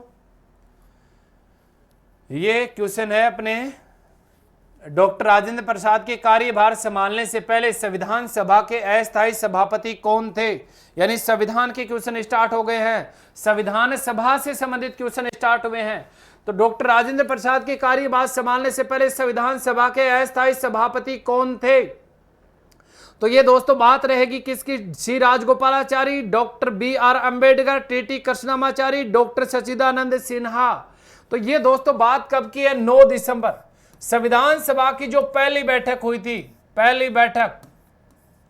तो संविधान सभा की पहली बैठक से जुड़े हुए मैं आपको सारे क्वेश्चन बता देता हूं, यहां पे क्या हुआ था और क्या नहीं हुआ था। संविधान सभा की पहली बैठक कब हुई थी, 9 दिसंबर 1946 को, 9 दिसंबर 1946 को हुई थी। कहां हुई, दिल्ली के सेंट्रल हॉल में हुई थी दोस्तों, दिल्ली के सेंट्रल हॉल। प्रातः 11 बजे बैठक का आयोजन किया गया था। संविधान सभा की प्रथम बैठक के दौरान जो प्रथम वक्ता था, तो संविधान सभा के प्रथम वक्ता कौन थे, तो यानी संविधान सभा को सर्वप्रथम संबोधित करने वाला जो व्यक्ति था वो कौन था, वो था दोस्तों आपका आचार्य कृपलानी। कौन था, आचार्य कृपलानी। इसी क्वेश्चन से जुड़े हुए सारे क्वेश्चन सोल्व हो जाएंगे। आचार्य जे.बी. कृपलानी प्रथम वक्ता थे संविधान सभा के। आचार्य कृपलानी के द्वारा संविधान सभा का अस्थायी अध्यक्ष बनाने का प्रस्ताव रखा गया। तो अस्थायी अध्यक्ष बनाने का जो प्रस्ताव रखा था वो किस बंदे ने रखा था, आचार्य कृपलानी ने, कि भाई किसको अस्थायी अध्यक्ष बनाया जाए। तो ये बोले डॉक्टर सच्चिदानंद सिन्हा को बनाया जाए, सच्चिदानंद सिन्हा। तो डॉक्टर राजेंद्र प्रसाद के पहले कार्यभार संभालने वाले जो व्यक्ति थे वो कौन थे, डॉक्टर सच्चिदानंद सिन्हा थे। डॉक्टर सच्चिदानंद सिन्हा को किस आधार पर प्रस्तावित किया गया था, तो आधार अगर पूछा जाए वरिष्ठता के आधार पे, किसके आधार पे बनाया गया, वरिष्ठता के आधार पे। किस देश की तर्ज पे बनाया गया, तो ऐसा पहले किस देश में हुआ था, फ्रांस में हुआ था। तो फ्रांस की तर्ज पर वरिष्ठता के आधार पर इनके नाम का प्रस्ताव किसके द्वारा रखा गया था, आचार्य कृपलानी के द्वारा, कि भी डॉक्टर सच्चिदानंद सिन्हा को संविधान सभा का आज के लिए क्या चुन लिया जाए, अस्थायी अध्यक्ष चुन लिया जाए। संविधान सभा की प्रथम बैठक में भाग लेने वाले सदस्यों की संख्या कुल 207 थी, जिनके अंदर महिलाओं की संख्या कितनी बताई गई है, 10 महिलाएं थी दोस्तों इसके अंदर। तो इसका सही आंसर क्या रहेगा आपका, डी, डॉक्टर सच्चिदानंद सिन्हा। अगले क्वेश्चन पे चलते हैं दोस्तों। संविधान दिवस के बारे में निम्नलिखित कथनों पर विचार कीजिए। कथन 1, नागरिकों के बीच संवैधानिक मूल्यों को संवर्धित करने के लिए संविधान दिवस प्रतिवर्ष 26 नवंबर को मनाया जाता है। माननी पड़ेगी बात तो सही है इसकी। कथन दूसरा क्या कहता है, 26 नवंबर 1949 को भारत की संविधान सभा ने भारत के संविधान का प्रारूप तैयार करने के लिए डॉक्टर बी.आर. अंबेडकर की अध्यक्षता में एक प्रारूपण समिति बनाई थी, यानी प्रारूप समिति। तो संविधान दिवस प्रतिवर्ष कितनी तारीख को बनाया जाता है, 26 नवंबर को बनाया जाता है। विचार कीजिए, कथन 1 आपका क्या बिल्कुल सही है। 26 नवंबर 1949 को संविधान सभा ने भारत के संविधान के प्रारूप तैयार करने के लिए प्रारूप समिति नहीं बनाई थी। तो दोस्तों बात करते हैं प्रारूप समिति की। मैं बीच में आपको बता देता हूं, फिर इसके कथन देखेंगे अपन, दोबारा भी पढ़ाएंगे आपको कथन। तो जो प्रारूप समिति थी अपनी, प्रारूप समिति,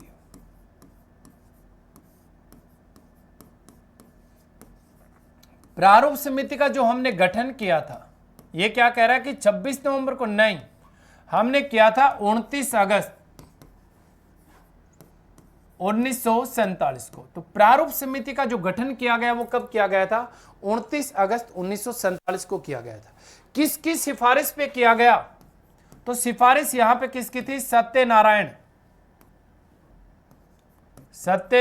सिन्हा की सिफारिश पे। तो किसकी सिफारिश पे प्रारूप समिति का गठन हुआ था, सत्यनारायण सिन्हा की सिफारिश पे। कब हुआ था? 29 अगस्त 1947 को। टोटल कितने सदस्य थे दोस्तों इसके अंदर? 7 सदस्य थे। कितने थे? 7। कहीं ना कहीं क्वेश्चन आएगा। 7 क्यों सदस्य थे? कौन कौन? डॉक्टर भीमराव अंबेडकर,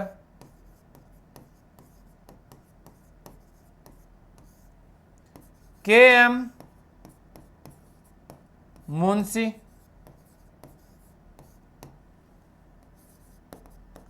अल्लादी कृष्ण स्वामी अय्यर,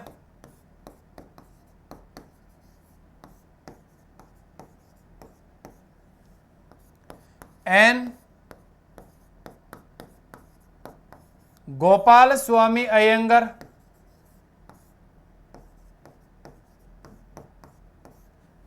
मोहम्मद शार्दुला,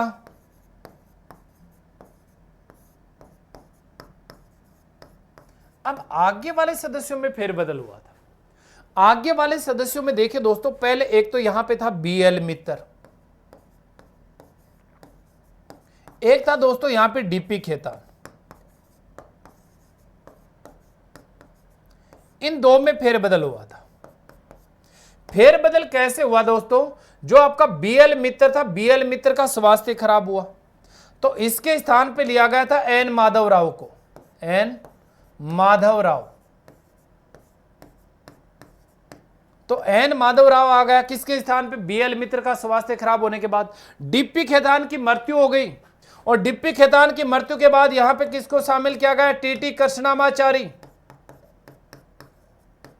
यहां पे किसको ऐड कर दिया गया? टी.टी. कृष्णमाचारी को ऐड कर दिया गया। तो पहले, अगर इससे पहले की बात करें तो पहले एक ही कांग्रेसी था इसके अंदर, के.एम. मुंशी। बाद में कितने कांग्रेसी बने? 2। डी.पी. खेतान के स्थान पे कौन आया? टी.टी. कृष्णमाचारी, ये भी कांग्रेसी था। तो हमारी प्रारूप समिति में प्रारंभ में कितने कांग्रेसी थे? एक। कौन था? के.एम. मुंशी। उसके बाद कितने हुए? 2। दूसरा कौन शामिल हुआ? टी.टी. कृष्णमाचारी हुआ था। तो ये कह रहा था कि प्रारूप समिति का जो गठन किया गया 26 नवंबर 1949 को, तो ये पहला कथन था और दूसरा कथन था। अब देखिए इन कथन के बारे में, कथन 1 और कथन दोनों सही हैं, तथा कथन सेकंड, कथन 1 की सही व्याख्या है। नहीं माननी इसकी बात। कथन 1 और कथन सेकंड दोनों सही हैं, तथा कथन सेकंड कथन की सही व्याख्या कर रहा है, बिल्कुल नहीं मानेंगे इसकी ये बात। कथन 1 सही है किंतु कथन 2 गलत है। फिर क्या कहता? कथन 1 गलत है किंतु कथन सेकंड सही है। तो कथन इसके अंदर केवल एक ही सही है, पहला। कथन कौन सा सही है? पहला कथन सही है, जो आपके सामने क्या है? यही है कि प्रतिवर्ष संविधान दिवस कितनी तारीख को बनाया जाता है? 26 नवंबर को। कब से प्रारंभ हुआ था? 2015 से प्रारंभ हुआ था। कब से प्रारंभ हुआ? 2015 से हुआ था। अगले क्वेश्चन पे चलते हैं दोस्तों। अगला क्वेश्चन है, निम्नलिखित में से किसने कहा था एक संविधान एक मशीन की तरह बेजान चीज है? इसमें वो लोग जीवन फूंकते हैं जो इसका नियंत्रण करते हैं।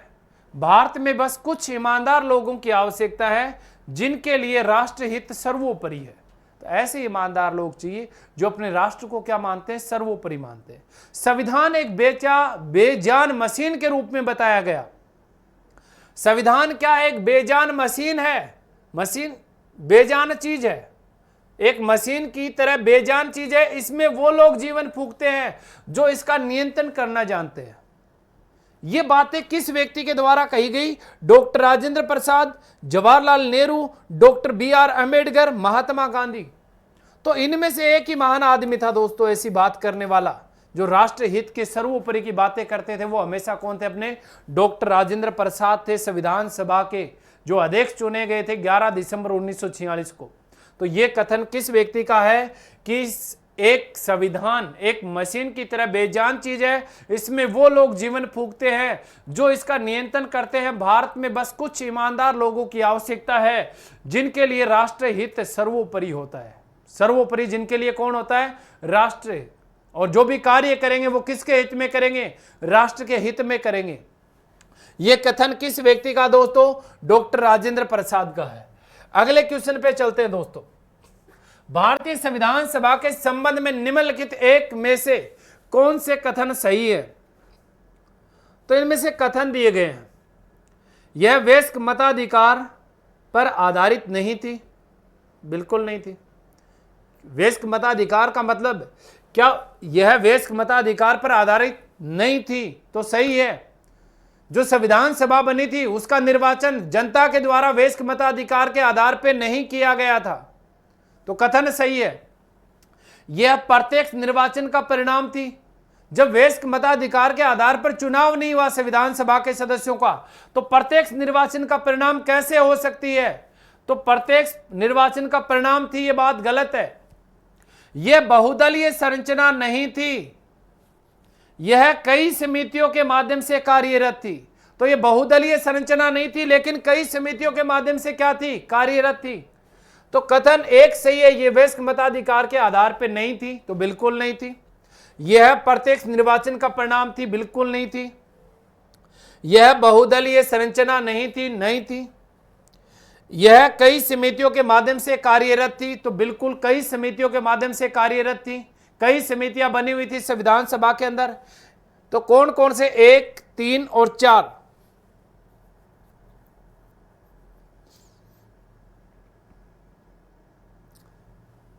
दो गलत है। यह बहुदलीय संरचना नहीं थी, नहीं थी, सही है यह बात। बहुदलीय संरचना यह नहीं थी। यह वयस्क मताधिकार के आधार पर नहीं थी, यह बात भी सही है। यह कई समितियों के माध्यम से कार्यरत थी, नहीं, बहुदलीय संरचना जरूर थी। लेकिन संविधान सभा क्या है? इसके अंदर आपका ना ऑप्शन रहेगा, देखिए, एक। कौन सा कथन सही है? सही की अगर बात चाहते तो ऑप्शन के अनुसार तो चल नहीं सकते इसके अंदर। तो यहां पे देखो, कुछ मैं बदलाव कर देता हूं इसके अंदर।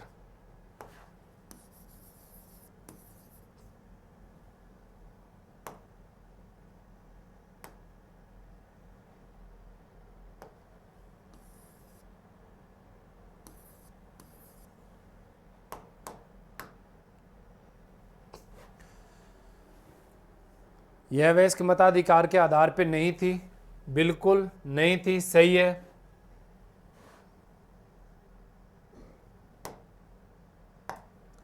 यह वयस्क मताधिकार के आधार पर नहीं थी, बिल्कुल सही है। यह प्रत्यक्ष निर्वाचन प्रणाली का परिणाम थी, नहीं थी। यह बहुदलीय संरचना, यह बहुदलीय संरचना नहीं थी। अरे यारो, ये गलत पढ़ लिया, थी नहीं थी, बहुदलीय संरचना नहीं थी, गलत है। यह कई समितियों के माध्यम से कार्यरत थी, तो कई समितियों के माध्यम से कार्यरत थी। जैसे अपनी प्रारूप समिति थी, अपनी संघीय संविधान समिति थी, संघ शक्ति समिति थी, प्रांतीय समिति थी, प्रांतीय शक्ति समिति थी, प्रांतीय संविधान समिति थी, झंडा समिति थी। तो कई समितियों के माध्यम से क्या थी? कार्यरत थी। ये सही है, ये गलत पढ़ लिया अपन ने पहले। तो इसका सही आंसर क्या रहेगा दोस्तों? 1 और 4 सही है इसके अंदर, 1 और 4। इसका आंसर सही क्या रहेगा? ए रहेगा। अगले क्वेश्चन पे चलते हैं दोस्तों। भारत की संविधान सभा की किस बैठक में स्थायी सभापति का निर्वाचन किया गया? भारत की कौन सी संविधान सभा की बैठक थी जिसमें आपने स्थायी अध्यक्ष चुना था संविधान सभा के लिए? पहली, दूसरी, तीसरी, चौथी? तो देखिए दोस्तों, संविधान सभा की जो पहली बैठक हुई थी, पहली बैठक हुई थी आपकी 9 दिसंबर 1946 को, जिस दिन आपने संविधान सभा का अस्थायी अध्यक्ष चुना था डॉक्टर सच्चिदानंद सिन्हा को। संविधान सभा की जो दूसरी बैठक हुई थी, संविधान सभा की दूसरी बैठक हुई थी 10 दिसंबर 1946 को, और संविधान सभा की जो तीसरी बैठक हुई थी वो हुई थी आपकी 11 दिसंबर 1946 को। 11 दिसंबर 1946 को हमने स्थायी अध्यक्ष चुना, एक उपाध्यक्ष चुना हमने, और एक संवैधानिक सलाहकार चुना था, संवैधानिक सलाहकार। तो स्थायी अध्यक्ष यहां पे किसको बनाया गया था? डॉक्टर राजेंद्र प्रसाद को।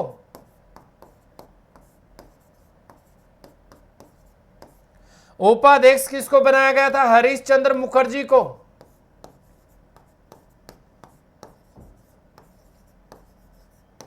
संवैधानिक सलाहकार BN राव को। तो कौन सी बैठक थी वो? तीसरी बैठक थी दोस्तों। इसके अंदर आपका सही आंसर क्या रहेगा? सी रहेगा। अगला क्वेश्चन देखिए दोस्तों, अंतिम रूप से संविधान को अंगीकृत करते समय 24 जनवरी 1950 को संविधान सभा के कितने सदस्यों ने वास्तविक रूप से उपस्थित होकर अपने हस्ताक्षरों से संलग्न किया था? तो संविधान पर यानी हस्ताक्षर किस तारीख को हुए थे? 24 जनवरी 1950 को जो संविधान सभा की क्या थी? अंतिम बैठक थी। इस दिन संविधान के ऊपर कितने व्यक्तियों ने हस्ताक्षर किए थे? तो कितने व्यक्तियों की अगर बात की जाए तो दोस्तों कितने व्यक्तियों ने किया था? 299, 284, 385 या 292? तो इसका अपना सही आंसर क्या रहेगा? 284 सदस्यों के द्वारा हस्ताक्षर किए गए थे।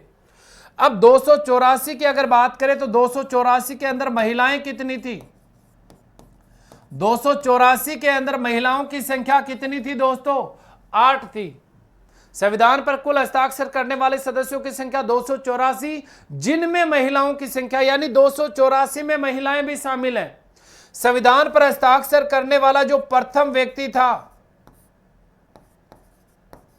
प्रथम व्यक्ति वो था पंडित जवाहरलाल नेहरू।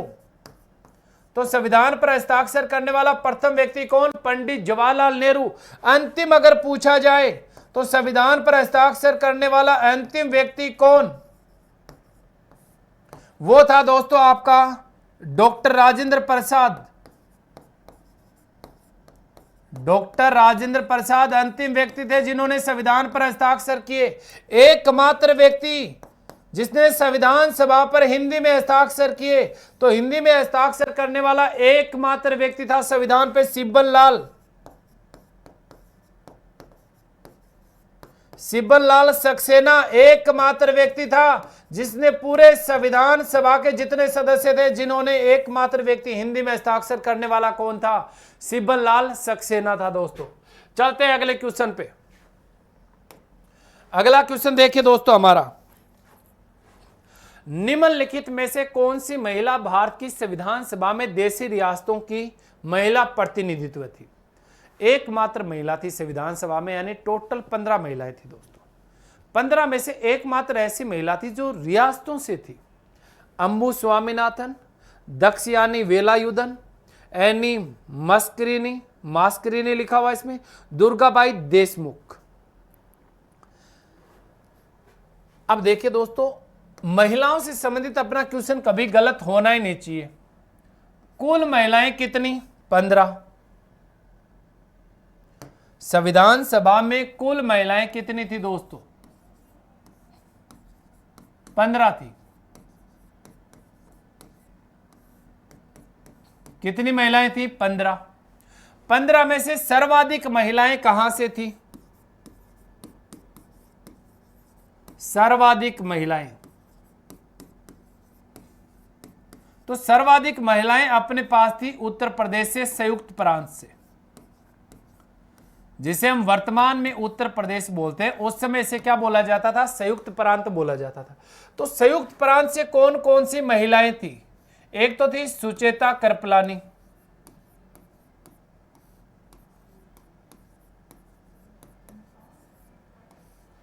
दूसरी यहां से थी दोस्तों विजयलक्ष्मी पंडित,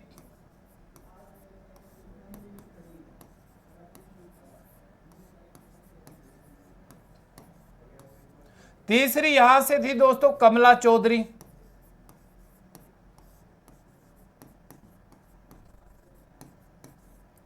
चौथी यहां से थी बेगम एजाज रसूल,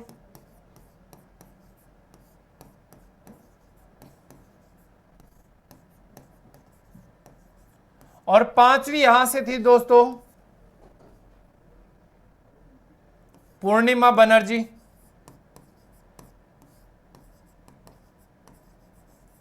तो सर्वाधिक महिलाएं कहां से आई थी संविधान सभा में? संयुक्त प्रांत से आई थी। कहां से? संयुक्त प्रांत से आई थी दोस्तों। सर्वाधिक महिलाएं कहां से थी? संयुक्त प्रांत से थी। अब दूसरी अगर बात करें, टोटल कितनी अपने पास? 15 महिलाएं। 15 में से दूसरी और सर्वाधिक कहां से, वो भी देख लीजिए। एक अपने पास प्रांत था मद्रास, जिसका 1969 में नाम बदल के हमने रख दिया तमिलनाडु। तो मद्रास से कितनी महिलाएं थी? देखिए दोस्तों, यहां से एक तो थी अम्मू स्वामीनाथन, अम्मू स्वामीनाथन। एक यहां से थी दोस्तों जी दुर्गाबाई,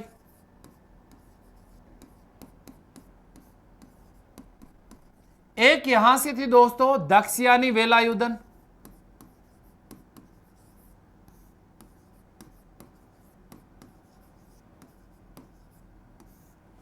तीन महिलाएं कहां से आ गई? मद्रास से आ गई। फिर दोस्तों बात करते हैं बंगाल से।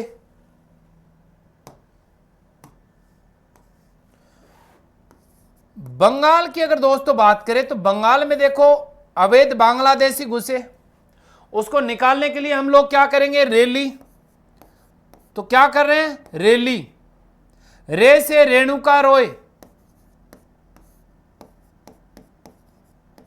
और ली से लीला रॉय।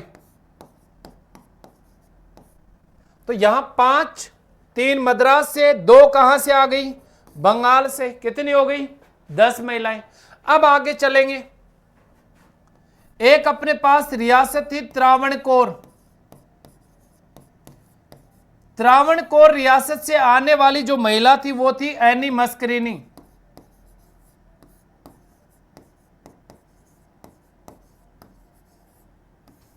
एक आई थी दोस्तों अपने पास उड़ीसा से, और उड़ीसा से आने वाली थी मालती चौधरी। कौन आई थी उड़ीसा से? मालती चौधरी आई थी दोस्तों। फिर दोस्तों बात करते हैं, एक आई थी अपने पास बॉम्बे से हंसा मेहता।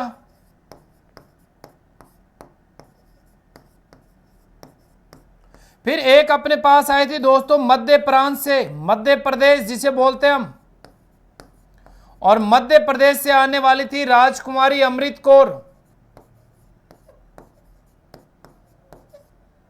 राजकुमारी अमृत कौर।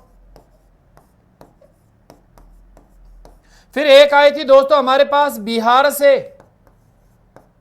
और बिहार से आने वाली थी सरोजनी नायडू।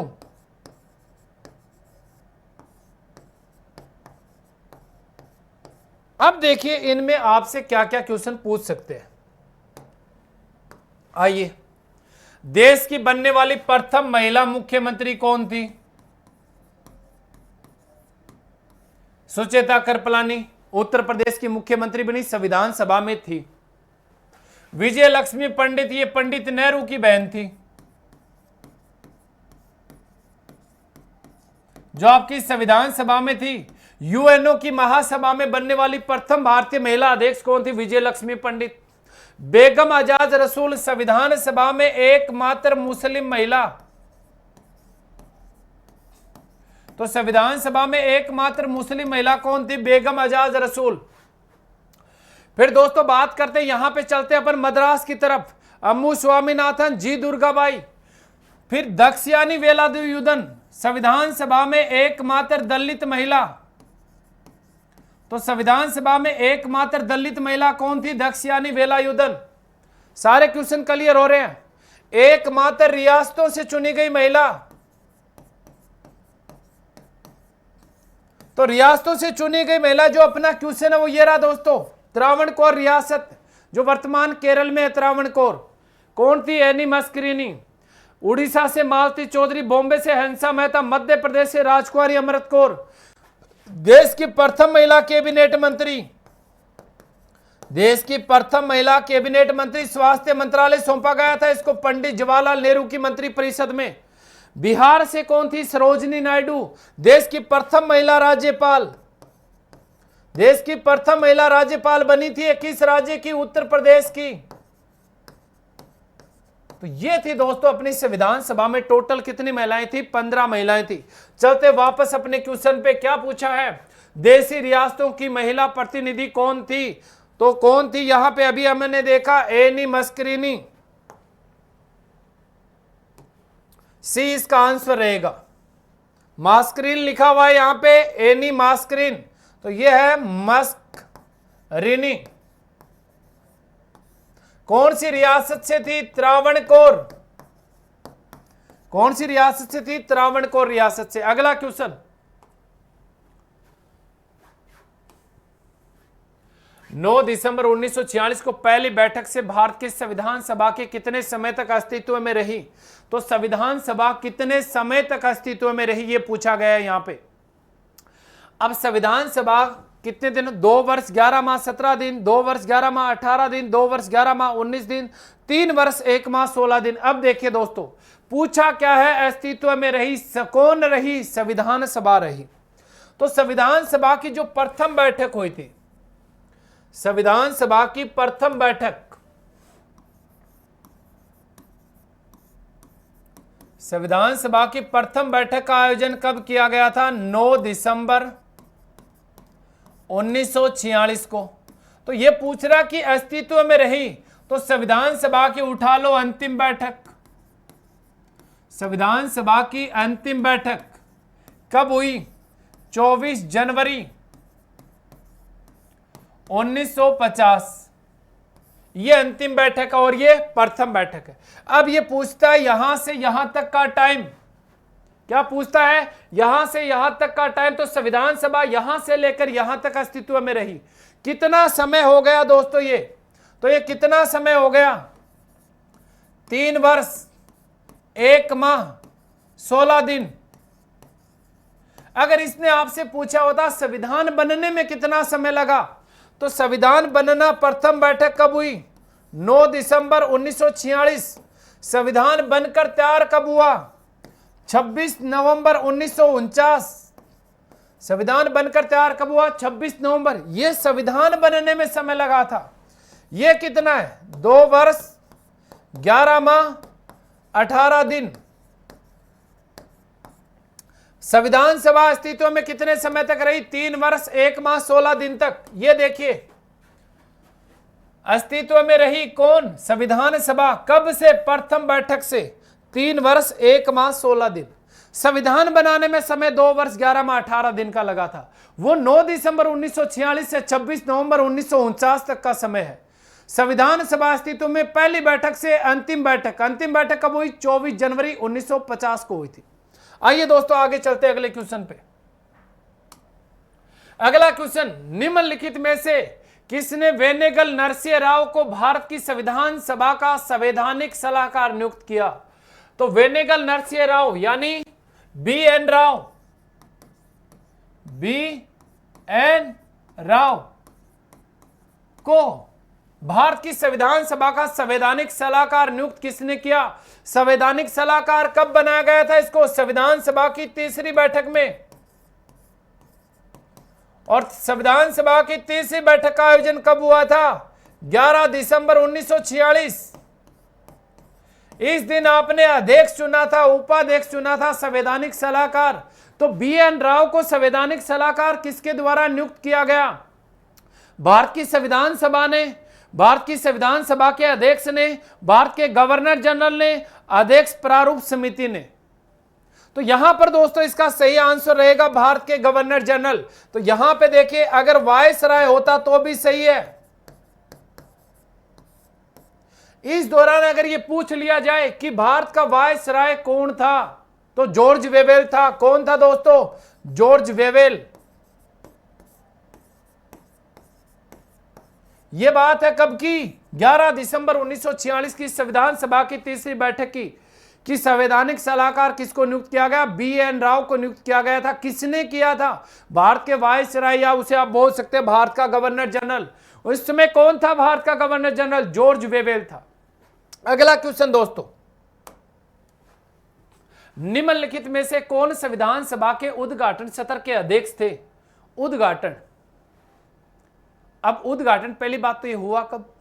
यानी 9 दिसंबर 1946 को। तो 9 दिसंबर 1946 को अध्यक्ष कौन था? चाहे वो स्थायी हो चाहे अस्थायी हो। तो संविधान सभा की प्रथम बैठक के दौरान आचार्य कृपलानी के द्वारा किसके नाम का प्रस्ताव रखा गया था? फ्रांस की तर्ज पे रखा गया था कि ये संविधान सभा का सबसे वरिष्ठ सदस्य है, इसको क्या बना दिया जाए? अध्यक्ष। लेकिन वो था किस प्रकार का? अस्थायी था। Doctor BR Ambedkar, doctor Rajendra Prasad, doctor Sachchidananda Sinha, Sardar Patel. तो यहां पे देखिए उद्घाटन कब हुआ? 9 दिसंबर 1946। तो इस दौरान संविधान सभा की अध्यक्षता कर कौन रहा था? चाहे वो अध्यक्ष हो, चाहे स्थायी हो, चाहे अस्थायी।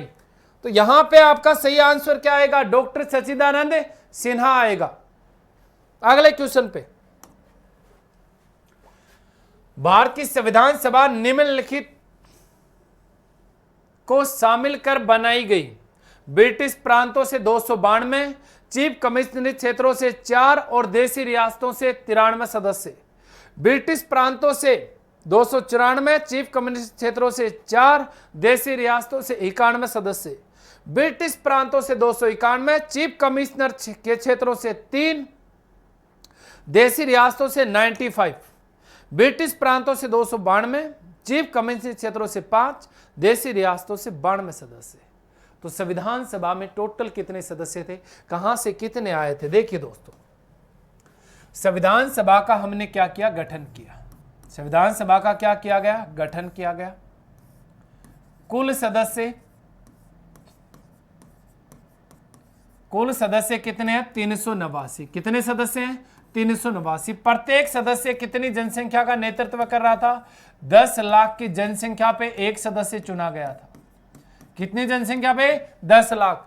संविधान सभा का गठन किसकी सिफारिश पे हुआ था?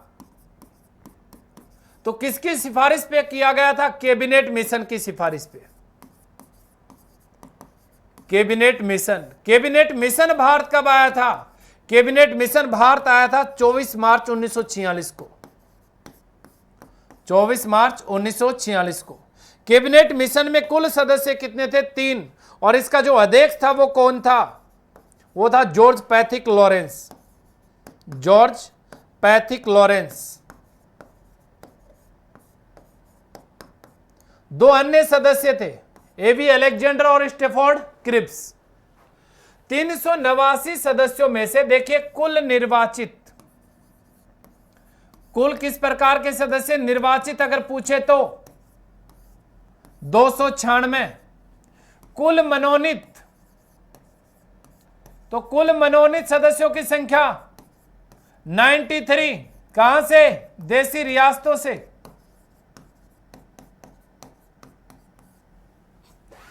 अब कुल निर्वाचित कितने? 296 में से ब्रिटिश प्रांतों से,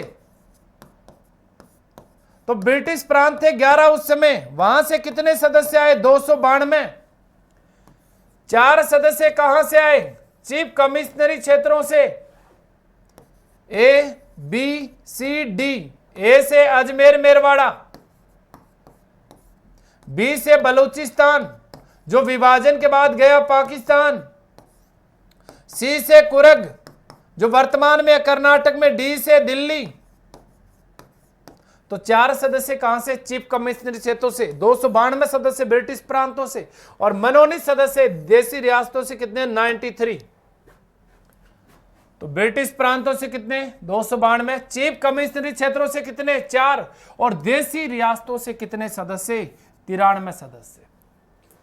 सर्वाधिक किस रियासत से आए थे? मैसूर से आए थे दोस्तों। और मैसूर से कितने? 7।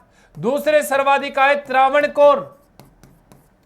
त्रावणकोर से कितने आए? 6। राजस्थान की अगर बात करें तो राजस्थान में जयपुर रियासत से सर्वाधिक कितने थे? 3। टोटल कितने? 93।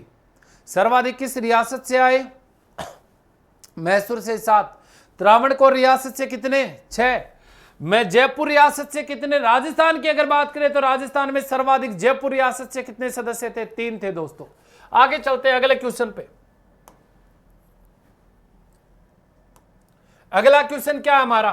भारतीय संविधान सभा की प्रारूप समिति के अध्यक्ष कौन थे? तो प्रारूप समिति की हमने थोड़ी देर पहले बात की थी, लेकिन हमने अध्यक्ष तक नहीं पहुंच पाए थे। हमने ये देखा कि प्रारूप समिति का जो गठन किया गया वो सत्यनारायण सिन्हा की सिफारिश पे 29 अगस्त 1947 को किया गया था। अब यहां पे क्या पूछा गया, प्रारूप समिति का अध्यक्ष कौन था? प्रारूप समिति या मसौदा समिति,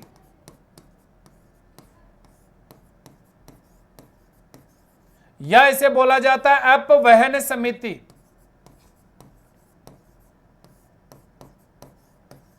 या इसे बोला जाता है ड्राफ्ट कमेटी,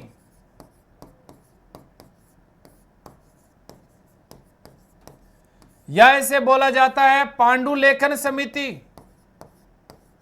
नाम याद कर लेना सारे, पांडुलेखन समिति, अपवहन समिति, ड्राफ्ट कमेटी, मसौदा समिति, प्रारूप समिति। तो प्रारूप समिति की अगर बात की जाए तो दोस्तों इसकी जो प्रथम बैठक हुई थी प्रारूप समिति की, वो हुई थी अपनी 30 अगस्त को।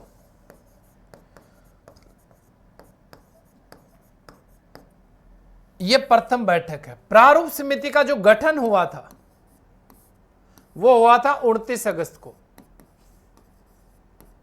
29 अगस्त 1947 को। गठन कब हुआ? 29 अगस्त 1947 को। प्रथम बैठक कब हुई? 30 अगस्त 1947 को। अब यहां पे आइए, यहां पे हमने कुल सदस्य संख्या कितनी थी? 7। Doctor Bhimrao Ambedkar, K M. Munshi, Alladi Krishna Swami Iyer, N. Gopala Swami Ayyangar, Mohammed Saadulla, फिर बी.एल. मित्र का स्वास्थ्य खराब होने के बाद आया था एन. माधवराव, और डी.पी. खेतान की मृत्यु होने के बाद आया था टी.टी. कृष्णमाचारी। पहले कांग्रेसी एक था, के.एम. मुंशी, बाद में दूसरा शामिल हुआ टी.टी. कृष्णमाचारी हुआ था जो अपने राजस्थान से था। संविधान सभा की प्रथम बैठक के दौरान अध्यक्ष किसको बनाया गया था? क्वेश्चन ये है कि अध्यक्ष कौन था? तो अध्यक्ष डॉक्टर भीमराव अंबेडकर था। कौन था? डॉक्टर भीमराव अंबेडकर प्रारूप समिति का क्या चुने गए थे? अध्यक्ष के रूप में चुने गए थे। उसके बाद प्रारूप समिति की अगर पूछ भी ले जाए कुल बैठक कितनी हुई थी, तो दोस्तों प्रारूप समिति की कुल बैठकें कितनी हुई थी? 141 हुई थी। प्रारूप समिति की कुल बैठकें कितनी हुई? 141। प्रारूप पर चर्चा या बहस कितने दिनों तक हुई? चर्चा या बहस बोलेंगे उसे। तो प्रारूप पे 114 दिनों तक क्या चली थी? चर्चा या बहस चली थी दोस्तों। कितने दिनों तक? 114। कुल बैठकें 141। प्रथम बैठक 30 अगस्त 1947। इसी दिन डॉक्टर भीमराव अंबेडकर को आपने प्रारूप समिति का क्या चुना था? अध्यक्ष चुना था। आइए दोस्तों अगले क्वेश्चन पे चलते हैं। भारत की संविधान सभा की अंतिम बैठक की सही तिथि को बताइए। अंतिम बैठक 26 नवंबर 1949, 5 दिसंबर 1949, 24 जनवरी 1950, 25 जनवरी 1950। थोड़ी देर पहले हमने चर्चा की थी संविधान सभा की अंतिम बैठक कब हुई थी? 24 जनवरी 1950। प्रथम बैठक कब हुई थी? 9 दिसंबर 1946। 9 दिसंबर 1946। कब तक चली संविधान सभा की बैठकें? 24 जनवरी 1950। संविधान सभा कितने समय तक अस्तित्व में रही? 3 वर्ष 1 माह 16 दिन तक अस्तित्व में रही थी। तो इसका सही आंसर रहेगा दोस्तों 24 जनवरी 1950। आइए दोस्तों चलते हैं आगे वाले क्वेश्चन पे। आगे वाला क्वेश्चन है भारतीय संविधान सभा में कुल कितनी महिलाएं सदस्य थी? तो संविधान सभा में थोड़ी देर पहले हमने चर्चा की थी कि संविधान सभा के अंदर कुल महिलाएं कितनी थी? 15। सर्वाधिक कहां से? संयुक्त प्रांत से।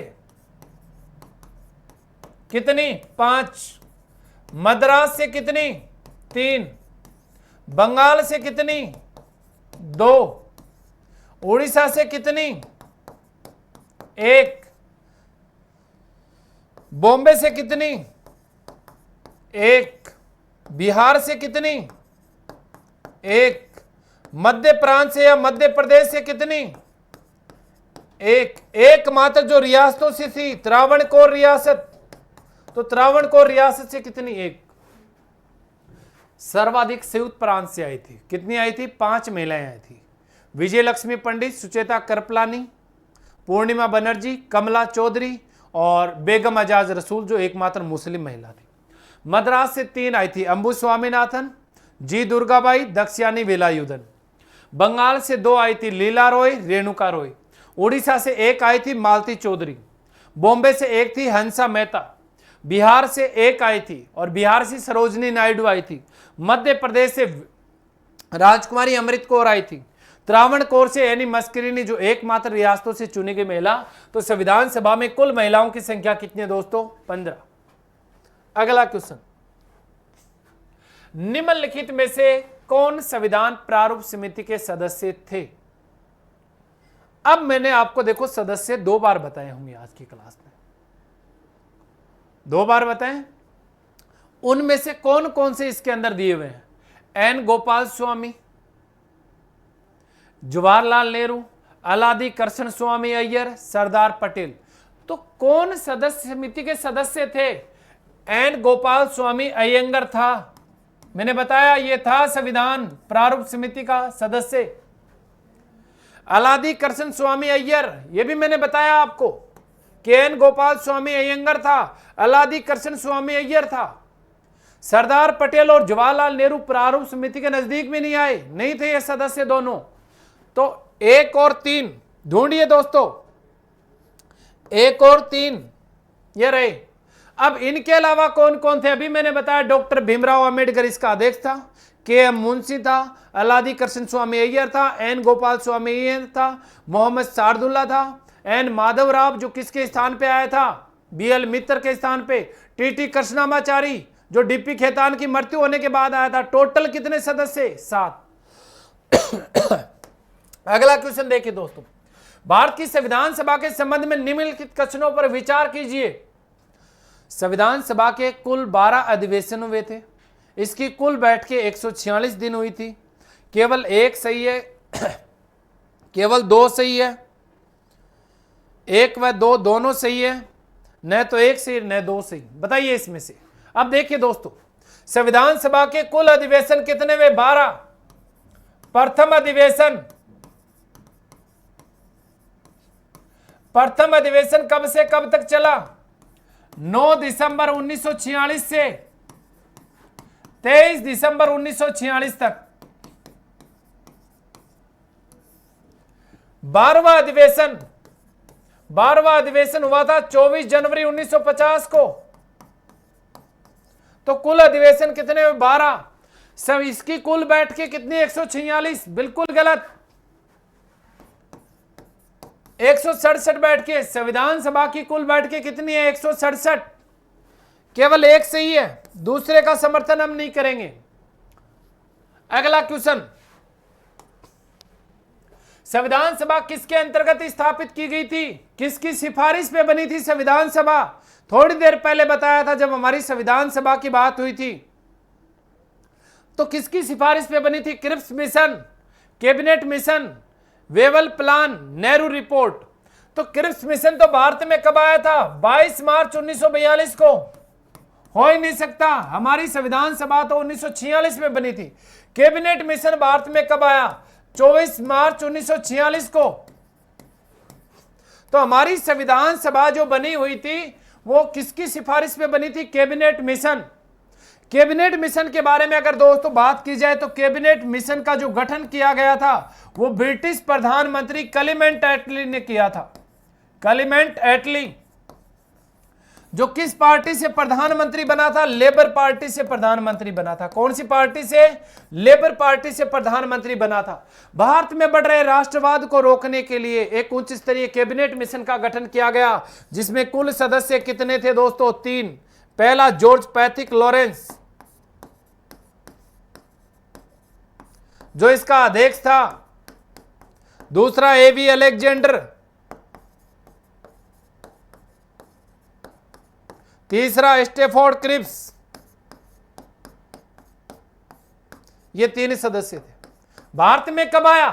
24 मार्च 1946 को। रिपोर्ट कब दी? 16 मई 1946 को। 16 मई 1946 को इसके द्वारा अपनी रिपोर्ट दी गई, जिसके आधार पे हमने संविधान सभा बनाई, जिसमें 389 सदस्य थे। 292 ब्रिटिश प्रांतों से, 4 उच्चावच या चीफ कमिश्नरी क्षेत्रों से और 93 देशी रियासतों से मनोनीत सदस्य आए थे। आगे चलते दोस्तों, संविधान पांडुलेखन समिति का निम्न में से कौन सदस्य नहीं था? पांडुलेखन मैंने बताया, यह पांडुलेखन वही समिति है जिसे हम बोलते हैं प्रारूप समिति, मसौदा समिति, अपवहन समिति, ड्राफ्ट कमेटी,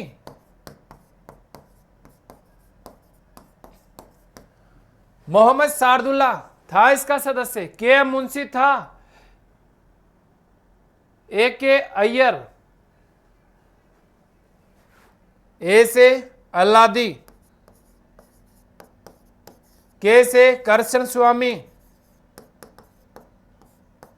तो ये था अल्लादी कृष्ण स्वामी अय्यर था इसका सदस्य, के एम मुंशी था, मोहम्मद सादुल्ला था, कौन नहीं था?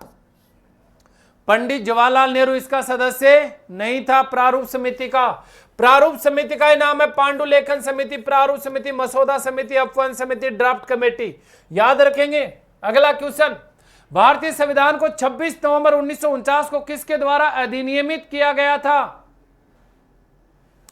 अधिनियमित, आत्मार्पित, अंगीकृत। 26 नवंबर को क्या हुआ था? अंगीकृत, अधिनियमित,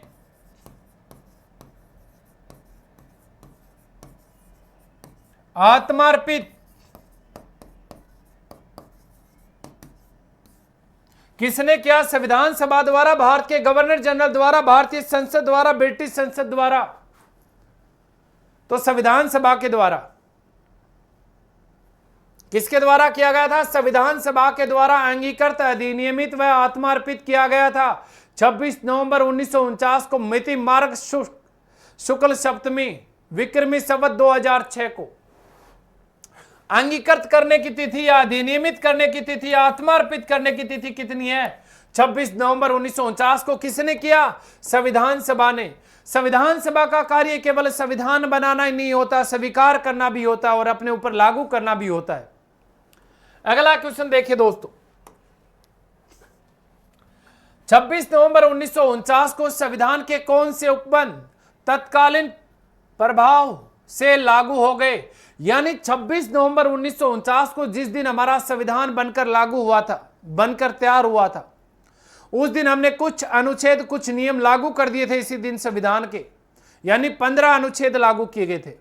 अब उनमें से कौन सी बात कर रही है कि नागरिकता, तो नागरिकता किससे संबंधित 5, 6, 7, 8, 9 ये आर्टिकल इसी दिन लागू किए थे। आपात उपलब्ध नहीं किए बिल्कुल। निर्वाचन अनुच्छेद 324 लागू हुआ था इसी दिन। संघ प्रणाली बिल्कुल नहीं। तो 26 नवंबर 1949 को इनमें से कौन कौन से प्रावधान हमने लागू किए थे? हमारी संविधान सभा ने नागरिकता और निर्वाचन से संबंधित लागू कर दिए थे। तो 1 और 3 डी में है दोस्तों।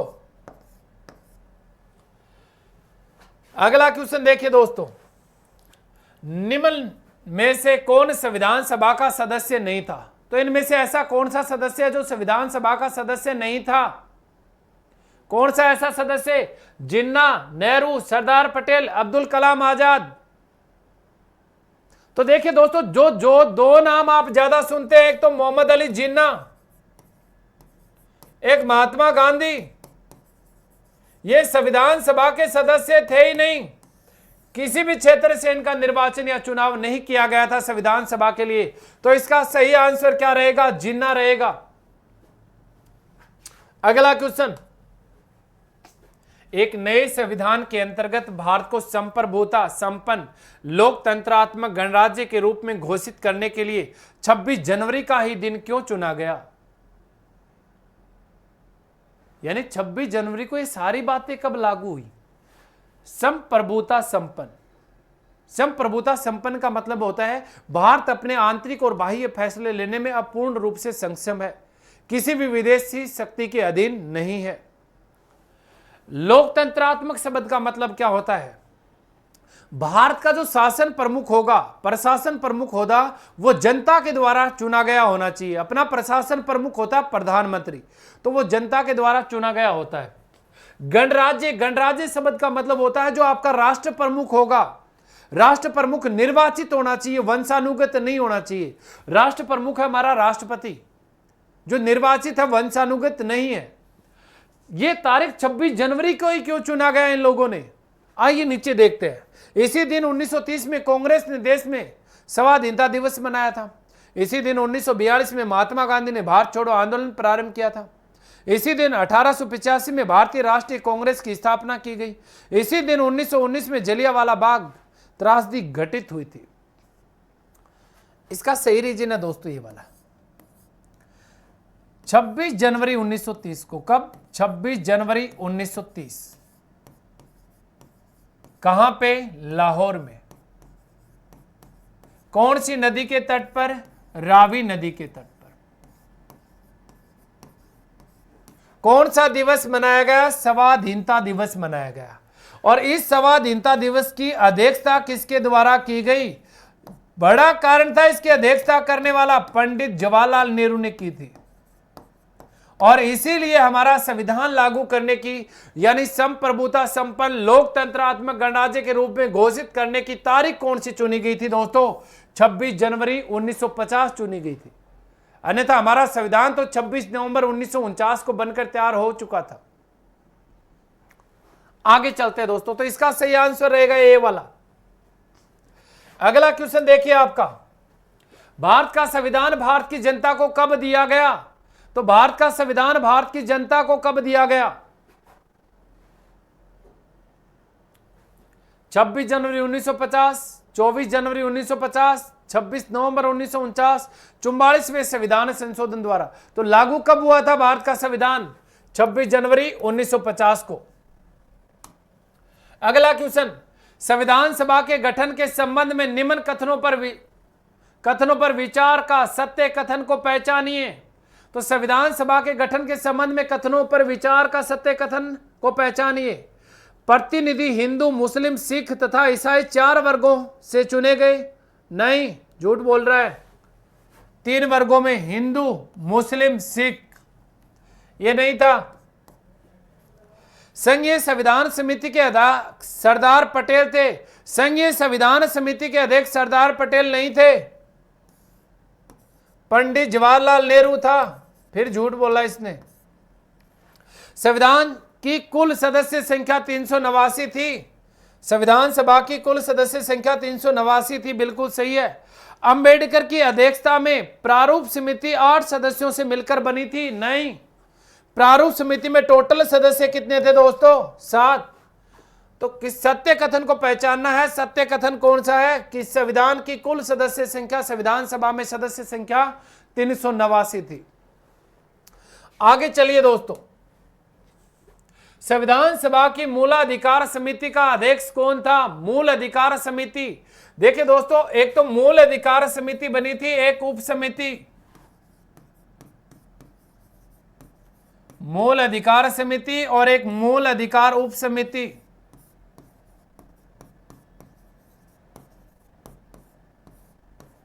उप समिति। तो मूल अधिकार समिति का जो अध्यक्ष था वो था सरदार पटेल, और उप समिति का जो अध्यक्ष था वो था आचार्य कृपलानी।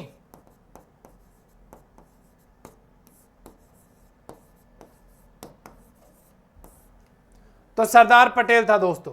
अगला क्वेश्चन, B.R. अम्बेडकर का संविधान सभा के लिए निर्वाचन था पश्चिम बंगाल से, मुंबई प्रेसिडेंसी से, तत्कालीन मध्य भारत से, पंजाब से। तो डॉक्टर भीमराव अंबेडकर का पहले तो कहां से हुआ था? पश्चिम बंगाल से। लेकिन भारत विभाजन के बाद इनका जो निर्वाचन किया गया वो कहां से किया गया था? मुंबई प्रेसिडेंसी से किया गया था। आज की क्लास में इतना ही रहेगा दोस्तों, आगे की क्लास देखेंगे हम कल। जय हिंद, जय भारत साथियों। ज्यादा से ज्यादा अपने चैनल को लाइक, सब्सक्राइब और शेयर करना ना भूलें।